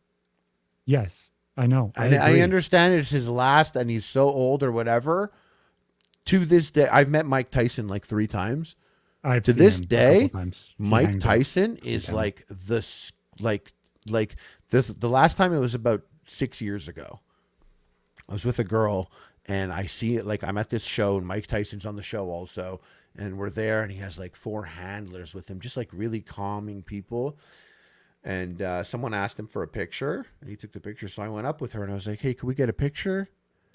And his like face, like, I'm a person who like, I can like, I will unintentionally body read and body match or conversate. I can speak to a lot of people, and right away I was like blocked out. I felt like this is fucking this is Magneto, the mental helmet. I'm like, oh shit. It felt like, you know, when like 2 cats on sight, and one of them's hair goes up and the other one walks by that cat. Normally the other cat's like hair is up. My hair was up. And I was like, we get a picture? And he's like, yeah. And he comes and we take the picture, and they give me back the phone. I'm like, and can we get one just you and I? And he like snapped, in the sense that his arms start moving and his body language is erratic, and he's stepping left and right, and he's going like, you asked for a picture. We just took a picture. Now you want to ask for a second picture. What's the limit? And he's like, it's building up fast. And these 4 people come in and they're like, hey, it's okay. And I'm like, it's okay. I don't need it. And I'm like backing up. But like, that was terrifying. And this is a guy that's much shorter than me, and he was older, but it didn't matter. There's like an energy about some people, and this guy's energy, like there's if he lost to Jake Paul, that's when I would be like, wow, a lot of money was exchanged behind the scenes. Yeah. But there is no money exchanged behind the scenes. It's just going to be the profit, and they're going to dance around and semi-spar for us and put on a show. He is a really weird fucking person, especially with you saying that he came off so odd. So Catskill, New York is where he trained with Customato. So he had houses here. He lived here. This was his place. He had tigers here. I know exactly where his house was. $12 million mansion or whatever that he had. Yep. The one that so 50 he lived Cent bought? Here. Is that the one that 50 Cent ended up moving No, into? it's a different one. Okay. I'll show you his house that he owned after the show. Whatchamacallit? They would tell you when you went to school, don't go in around this yard. There's a tiger that lives here. Don't fuck with this place. There's pictures of him in the ghetto in front of the gym, sitting on his Rolls Royce or his Bentley, just sitting on it, because nobody's going to fuck with Mike Tyson in the 90s. Fucking nobody. He'll still, to this day, drive up into the welfare housing with his Rolls or his Bentley and park in the middle of the parking lot, sideways, horizontally in the vertical parking lot where everybody parks to go home in the Section 8 housing, and let everybody swarm him. And he stands there and hangs out with everybody in the fucking ghetto. It's weird. And it might just be like he is not a personable person unless he wants to be. So when he chooses to be around people and he knows what they're going to be and what they're going to do, he's okay with it. But the second that he's doing something and he doesn't want to be touched or doesn't want to be talked to, he has to protect himself. Yeah. So I don't know. It's just weird because as a kid, I remember hearing about him all the time. Oh, he's a douchebag. My mom's like, oh yeah, he's an asshole. I saw him 4 or 5 times. I'm like, I want to talk to him because he's from the same place I am. You know how cool that would be to just sit on a podcast or sit in a fucking room and just bullshit about like what this is. Because even if I do make it and everything blows up, I will ever be second person to Mike Tyson, regardless of how big I ever become. That's weird. Going back to that Mike Tyson story, I was thinking about like what Joe Rogan says, because every time it gets brought up on the show, he's like, bro, I needed a bigger table. I was threatened by the aura of Mike Tyson. And the way you told that story, It's like, I could definitely see that. If it's just like, yeah, he always has that about him. And then if you are Jake, do you take that chance? If you find an opening on Tyson, do you swing and then like, oh shit, his brain snaps and now he's just going beast mode on you?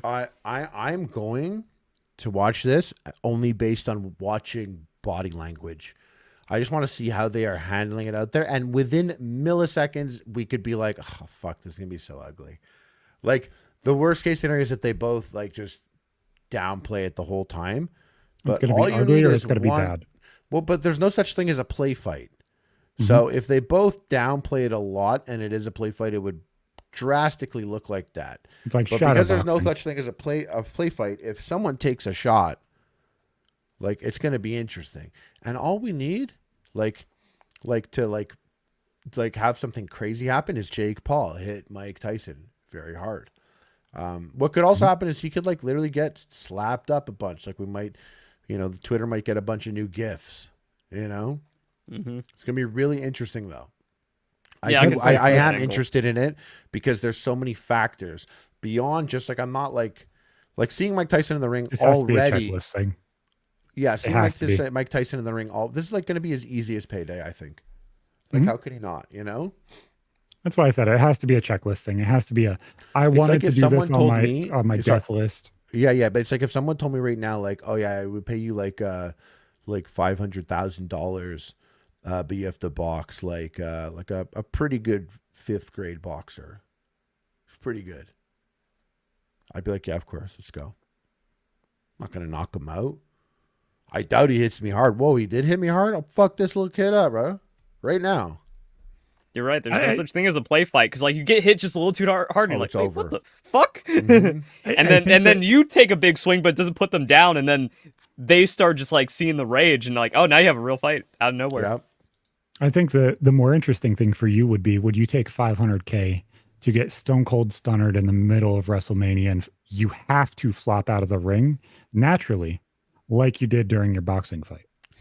I definitely would. I definitely would, and I would play up the flop for sure. Wrestling, I get to do it. It's more than just a gamer moment in the middle of a boxing match. Yeah, but that shit was so funny. I was like, yeah, Harley. Yeah, this is fucking fantastic. It's so funny. Someone That else got scream. punched out of a boxing ring recently, like a couple months ago, another influencer thing. And I commented it, and I was like, this guy got punched out of the ring? What a loser. Nice. Yeah.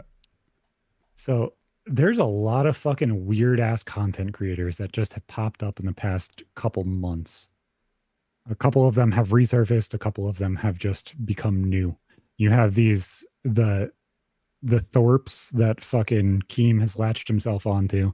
You have the dog chick that Verlis sent me, which I think is hilarious that you sent it to me. And everything else. Why are we going so far into the weird realm for people just to market themselves? Like the Thorpes. I don't know What is how that? much of the Thorpes, Grace Thorpe and Ben Thorpe.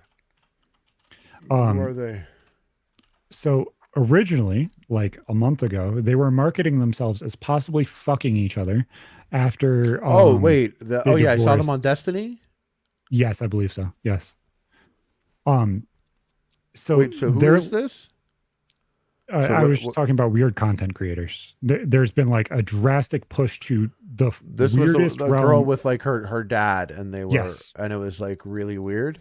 Yes. So Yeah. he just got a divorce or whatever from her mom, and they've kind of pushed into like an incest joke as a business model almost. Yeah. And that to me is really fucking weird. And then there's a chick who's like a dog or acts like a dog daily and does OnlyFans and posts on Twitter. Verlis was sending me. Why I saw a have we Dick gone? Soto post, yeah.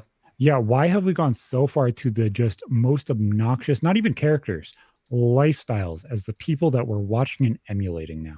As the only thing that's entertainment. It is so fucking weird. Why is everything becoming polarized now? It's Algorithms the have rotten weirdest. everyone's brains. You just grow up like with a phone in your hand from when you were a kid, and like you just gotta keep up in it. And then there's people that'll do it. There was some people where it's like no price is like I'll do anything for money, and then you find people where it's just like, yep, I'll Twitch stream from my dog crate and I'll bark for $5. I So just there's something for everyone now. Like there's like back in the day, it's like if you were into that type of thing, there was nowhere to get that. There was no like common group of people that you would be like, oh my god, these people love dressing up like dogs and fucking each other. I can't believe I found my people. No, But that like, that yeah, definitely existed back then and had a no, but you just didn't have large access following. to it. But you didn't like, you wouldn't be able to get unless you like were if in you the grew up know. you have to have the internet. You have to have the internet. You Mhm. have to have like access to. You have to have the apps. You know what I mean? But the like it's we've always liked that type of stuff. We always liked the crackhead fights in the Walmart parking lot vibes, and it's just crazy because nowadays something like TikTok or Instagram Shorts, Instagram Reels, they take these things like when you were I always say this, when you're like on YouTube, people are like, yo, what's up guys, this movie, smash that like button, back with another, and like that's a YouTube video. On Instagram, it's like they were trying to sell you like their protein, these photoshopped fitness pictures, and it's a curated thing, and then you get like basically everything was curated along the way. Mhm. And now you get TikTok and it's not curated. It's just you're getting actually, this is a meth head. How did they get the phone and how do they make this TikTok right now? And I'm watching it and TikTok gave it to me. That's crazy. Oh look, they just So now, crocodile crap. right, so now if you're a content creator, that's the level you compete with. That's what you have to compete with. You have to compete with the actual crackhead in the Walmart parking lot who is hitting meth and who's doing the fucking this dance and nailing it. How do you compete with it? You have to get crazy too. But you're a curator, so it's got to be like curated shit. So what are you doing? You're like, I fuck my dad. Now we're live for 3 hours. Watch. And like that's like like watch me and my dad talk about politics and just know that maybe he fucks me. That's how you compete. That's how you break out in this day and age. And they're just a How little too else? touchy. Yeah, how else are you going to stand out?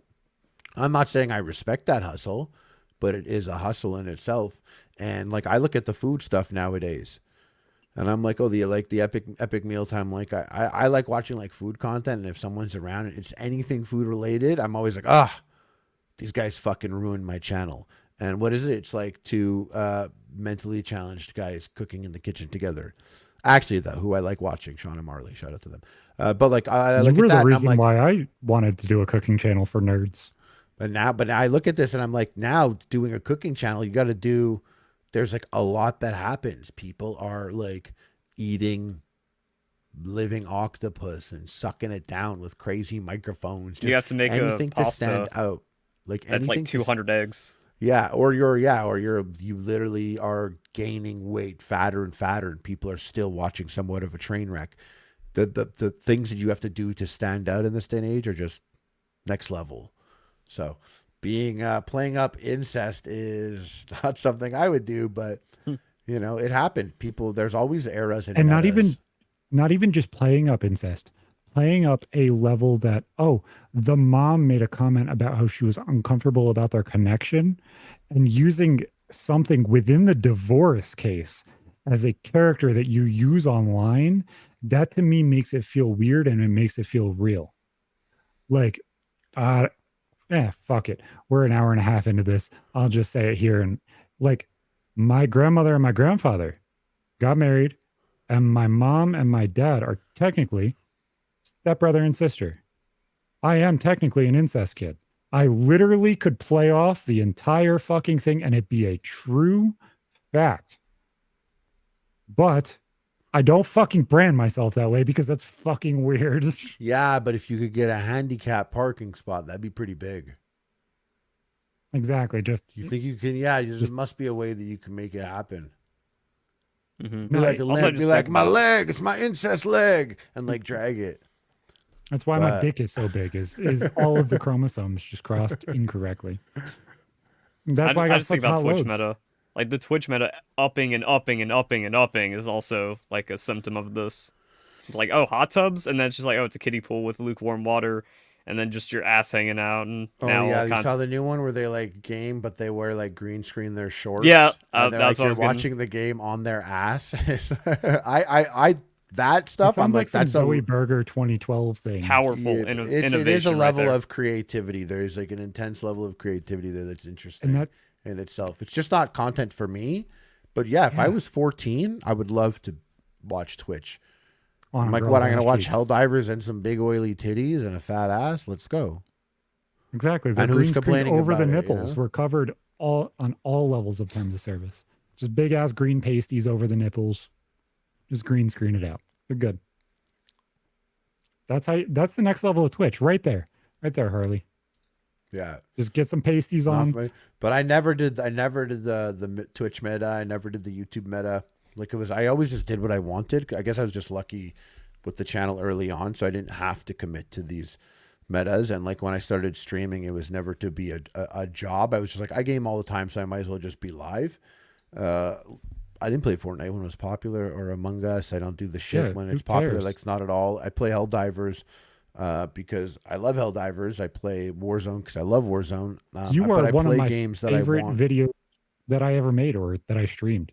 That game that we played with at DMZ, where you're just like, guys, they died. I'm so sorry. I left them.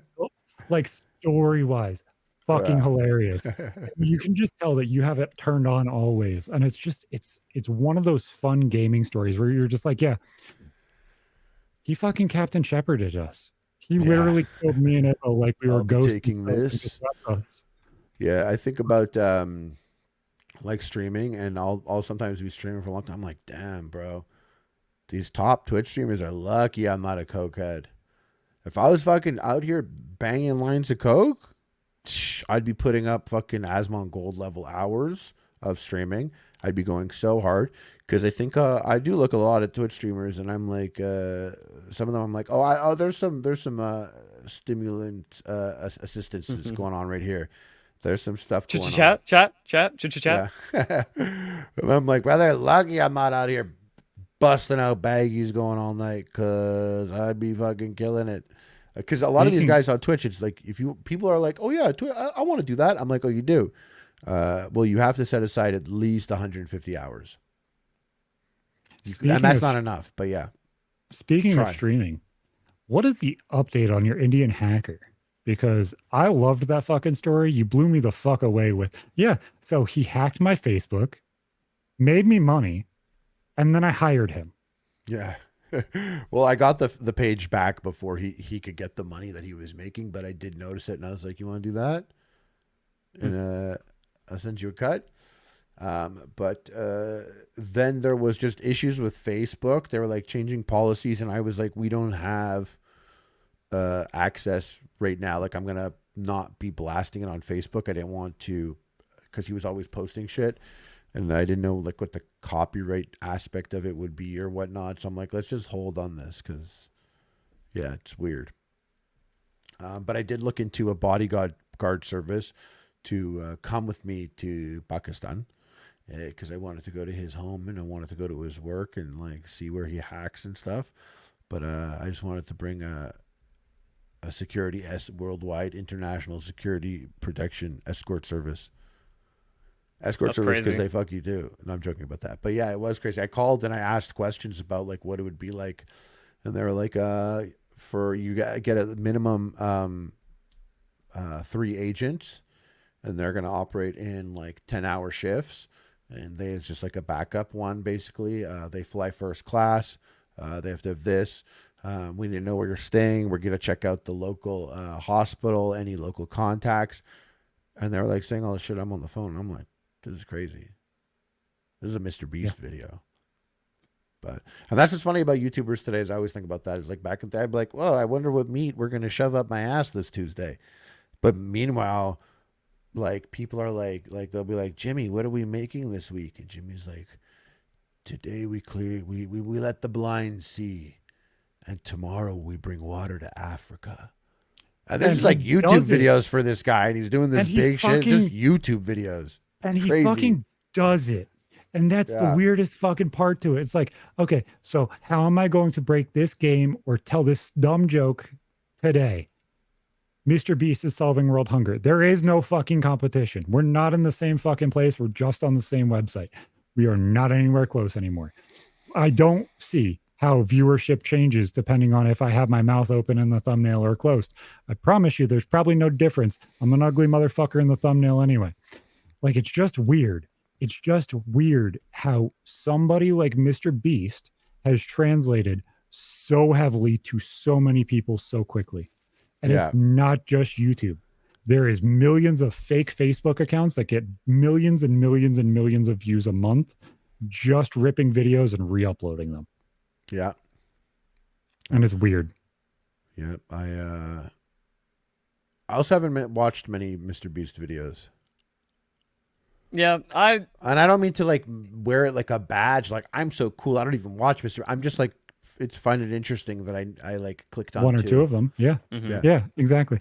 I got my fill pretty quick because it's kind of the same thing, but it's like, okay, he shredded a Lamborghini in like one of those giant crusher things. Like, I could watch that. I could watch him like feed some starving kids. Like, okay, I got it. I feel good enough about the world now. I see there's a difference. Somebody's doing things.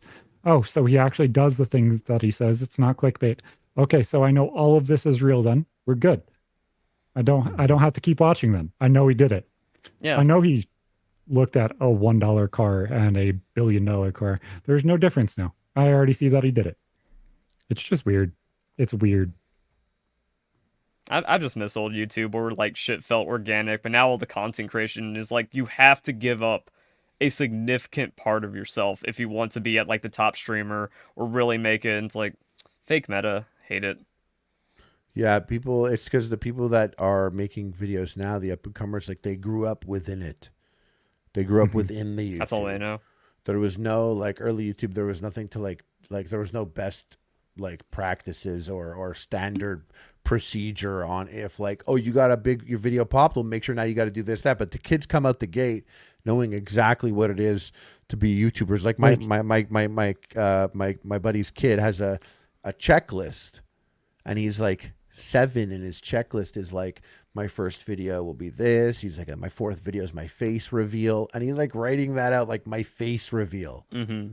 The concept of like planning your face reveal as like a fucking 8-year-old is just crazy.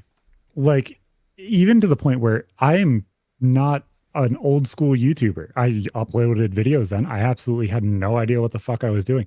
Now's the time when I'm finally learning all the individual metadata shit and all of the back end shit and how this works and how that works. And I'm still turning it into a game and I'm still breaking it down. I watched Harley. I watched you. Like, I learned from you guys. That is where I got it. Whether it's PKA, whether it's Harley's videos, whether it's fucking how to break down shit from Verlis, whether it was in depth from fucking Drifter. That is how I look at the world and how I perceive what I want to do, is what I consumed in what I wanted to do. This is a different kind of job or a different kind of thing where you learn by actually watching people. You set your goals by watching people. It's not like back in the day of how do I become an astronaut? No, you have the availability to be an astronaut. You have every single tool to be an astronaut, and it's not fucking gate kept. So you learn completely and directly by the things you consume, and it's a really fucking weird place to be because you don't know if you're doing it genuinely or not.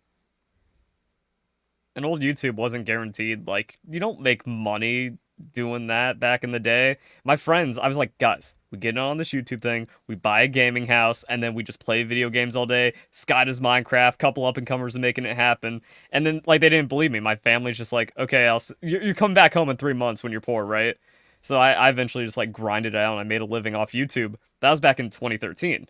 That wasn't happening to anyone back in 2013. So you had to like really go for it. But now it's like an expectation. Like, oh, I make a TikTok, I transfer that to YouTube, and now I'm making 5K. Yeah. Yeah. I did like, 5K I remember would be nice. I ended up getting into YouTube because it was like I'd watch YouTube and I'd be like, okay, I'd see things here and there and I'd be like, oh, whatever. There was a lot of like, there was a big YouTube accent back then. People spoke like YouTube videos is such a type, and I couldn't really deal with it.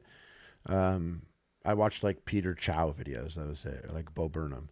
But then when I found out that they were adding people can get paid for YouTube videos, then I started uploading. Then I was like, oh, I could do this? Man, it'd be cool if this was my job instead of what I'm going to do. And I just got lucky. Yeah. Got lucky.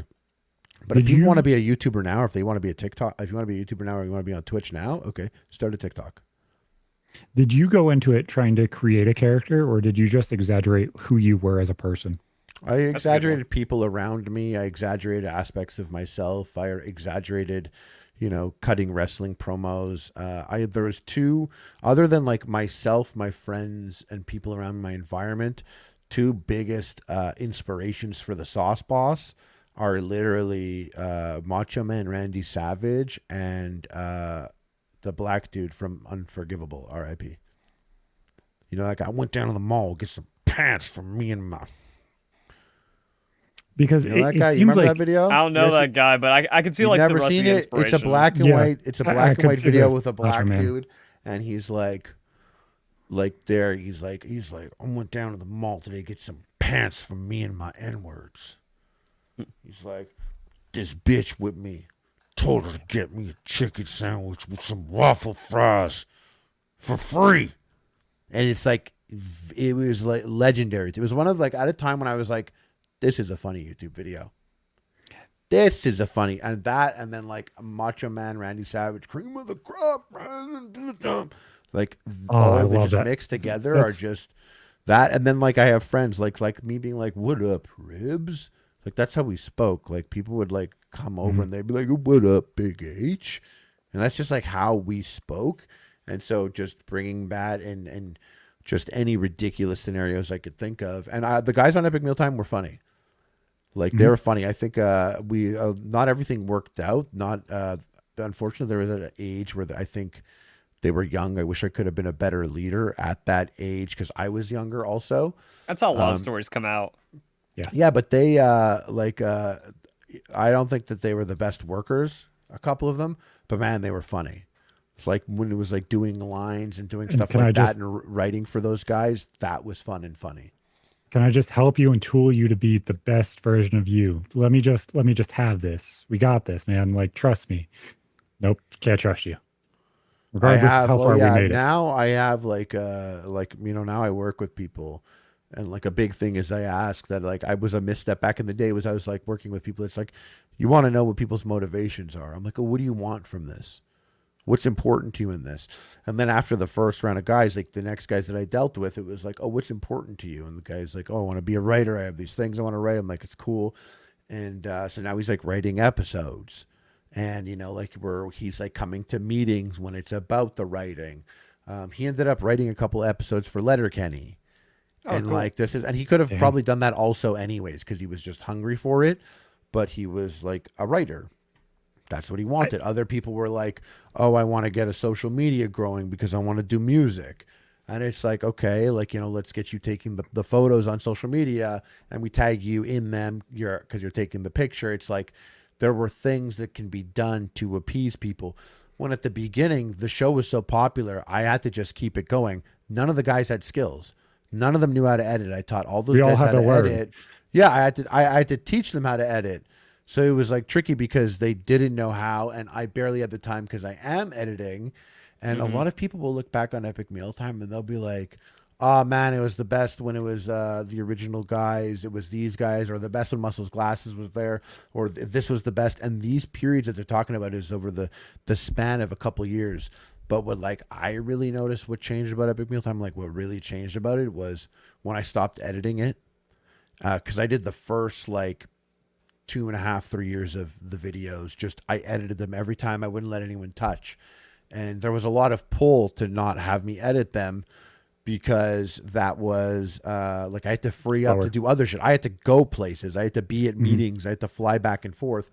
So for me, the episode to be dependent on me, it had to be changed. So other people started to edit. But I remember like this was a turning point for me because if I think there's something that I've always been good at is not like design or making a logo or stuff like that, but like concept and comedy editing. Completing. Yep. Yeah, comedy editing. Oh yeah, completing also, because what I am good at is there are a lot of people that will sit on their good fresh idea until it is no longer a good fresh idea because maybe they're a perfectionist. And I am the opposite of a perfectionist. I'm impulsive. It's a good idea. I'm like, let's do it right now. I'm ready right now. Let's fucking go. Let's go live. Let's do it. And then I have other people around me who are the opposite. They're perfectionists. They're like, wait, hold on. Is this what we want to do? And I'm like, let's do it now. And that's a good balance because you meet in the middle.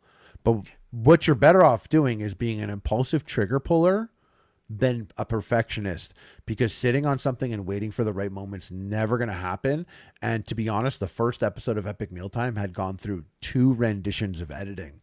It was like 8 minutes long and I cut it down to like 2 minutes. And then I was just like, fuck it. Let me just get it out there. Let me just upload this shit. I was literally like, I'm going to keep fucking around. Fuck it. Let's just go.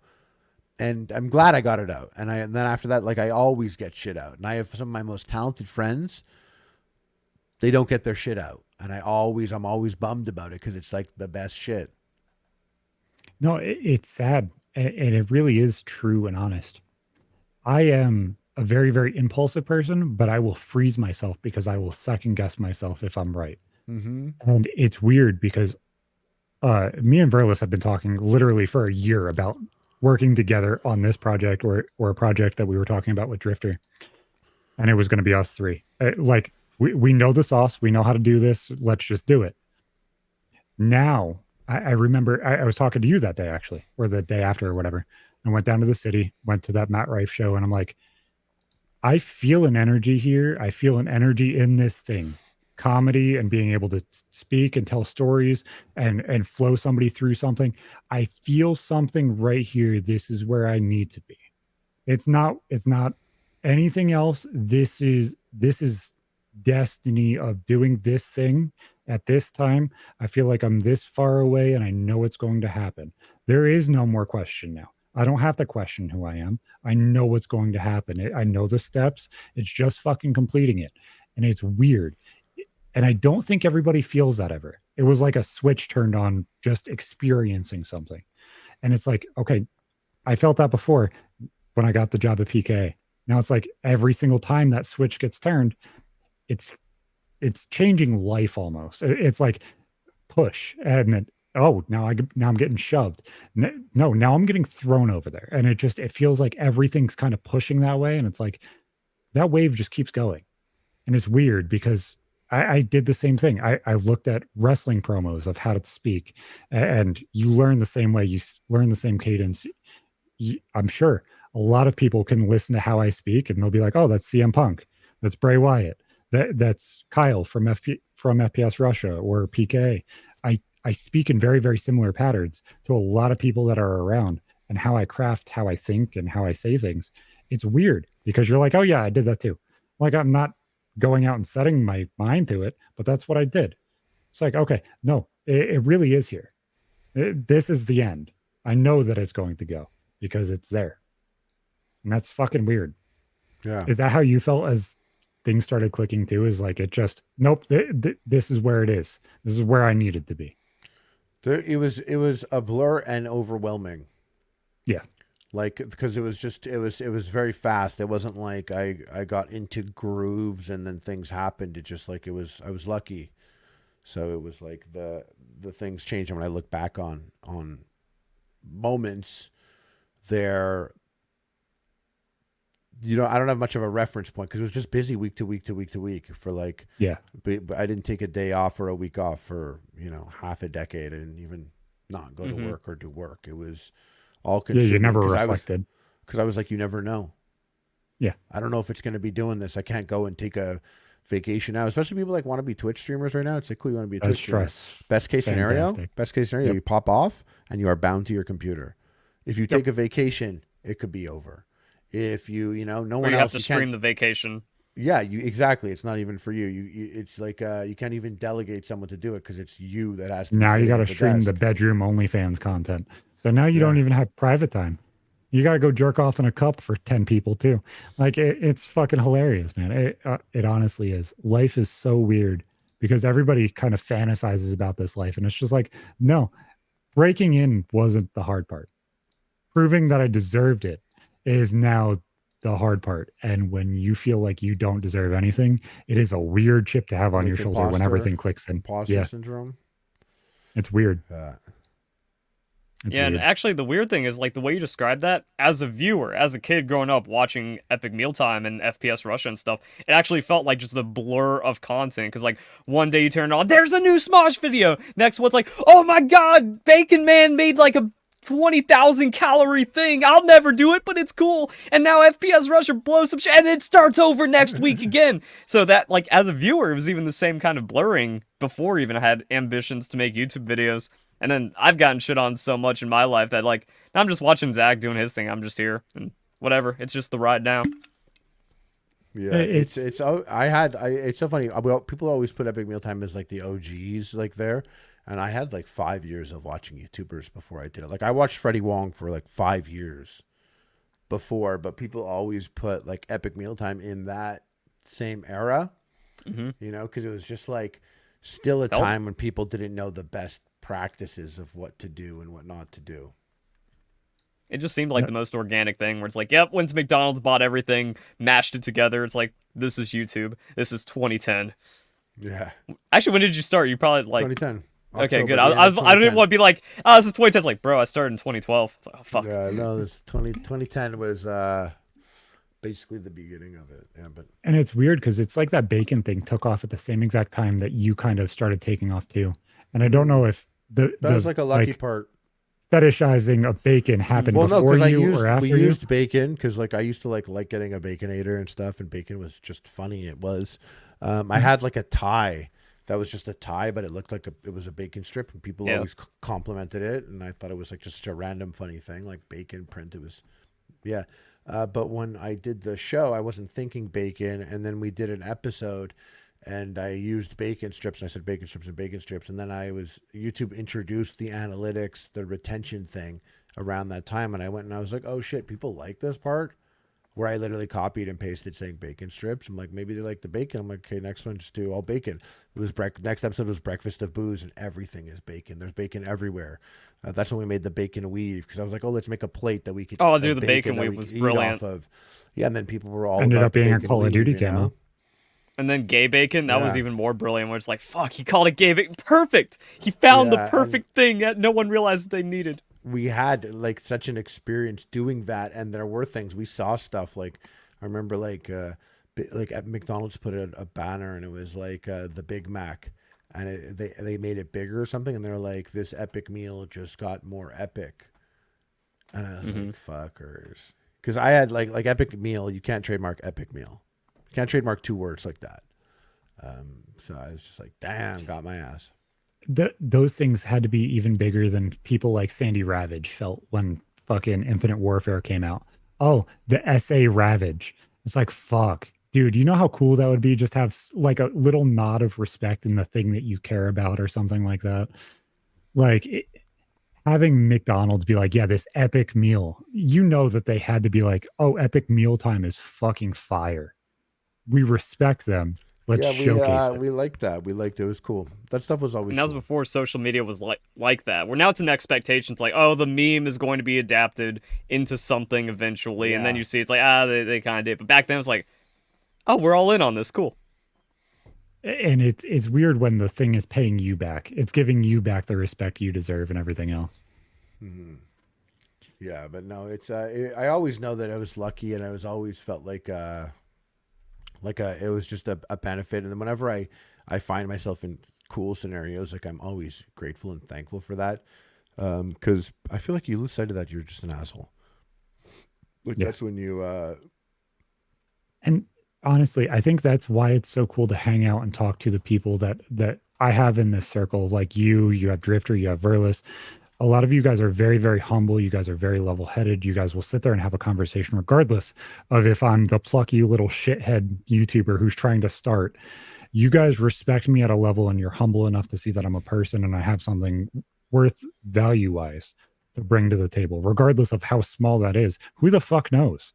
I'm not saying I'm valuable at all. I'm saying it's weird that I'm treated equally in this field by a lot of the biggest people that I respected when I watched. mm-hmm. That is the weirdest fucking feeling in the world. And you can see your guys' humbleness in that aspect so much. That's why I fucking back up Verlis so many times. They're like, oh yeah, he's narcissistic. No, motherfucker, saying that I'm the best in the world at something is not narcissistic. You're a fucking dipshit and you have no idea what the fuck we're doing. Yeah, I'm just the Pokemon goat. Like, Like, why make such a big deal out of it? Like, that's not narcissism. Narcissism is gaslighting you and telling you you're a piece of shit because you don't agree. You don't have to agree. He just feels like he's the best. That's fucking arrogance. Arrogance is good. I don't know, man. A little sprinkle of hubris. It's good shit. Exactly. There's too many like frail, meek people that just like they're miserable. They're not building anything for themselves. They have no confidence. It's like, damn. Whenever they're challenged by confidence, they just lash out with toxicity. Or if it's something they want to do and they're not doing, and they just get mad at someone for doing it. But there's a million reasons why people would do something. I looked at my mom when we got home from that Matt Rife comedy show. I was like, yeah, me and Harley were talking on the way home. Imagine a 6'7" Canadian with a big ass beard and my 6'4", 6'5" ass walking around New York City, and both of us are loud as fuck. We are going to stick out in a place that it is very, very hard to stick out in. And he's the bacon guy, so he sticks out already. But fuck, that's a really weird picture if you think about it. Yeah. Just two white, tall motherfuckers who are just loud as hell going to get a slice of pizza. That would have been the weirdest fucking thing in the world. Just, that's not shit you expect. But the fact that it was so close to happening is odd. But honestly, man, I think, as always, thank you very much for coming on. It's a blast. I love fucking chatting with you. Oh yeah, guys. It's always a good time. Appreciate it. I had a great time, yeah. Oh yeah. Thank you, G Fuel. Thank you, Blue Chew. Thanks for making our dicks hard and our ability to keep speaking eloquently. We'll see you fucking next time. Harley, go check out all of Harley's shit. Go check out Binge Eater. Actually, we got to call it Double Dusted Discussions now. I thought Binge Eater was shadow banning us. I It wasn't caught that popping in up. one of your episodes where I was like, Yeah. oh, he's talking about shadow banning. Yeah, As I a think YouTuber, it's- I love it when someone else acknowledges it, like, because it's like, oh, your views are down, dead Oh, I channel, look you up deserved Binge it. Eater and like you look it up and you don't like it's like a Mhm. touchy thing, and I was like, I guess we did talk about it briefly, but yeah. So now it's double dusted discussion. That's got some kind of negativity score. Triple D's Yeah, exactly. from the Epic Meal Time. We'll see you fucking next time. See you fucking later.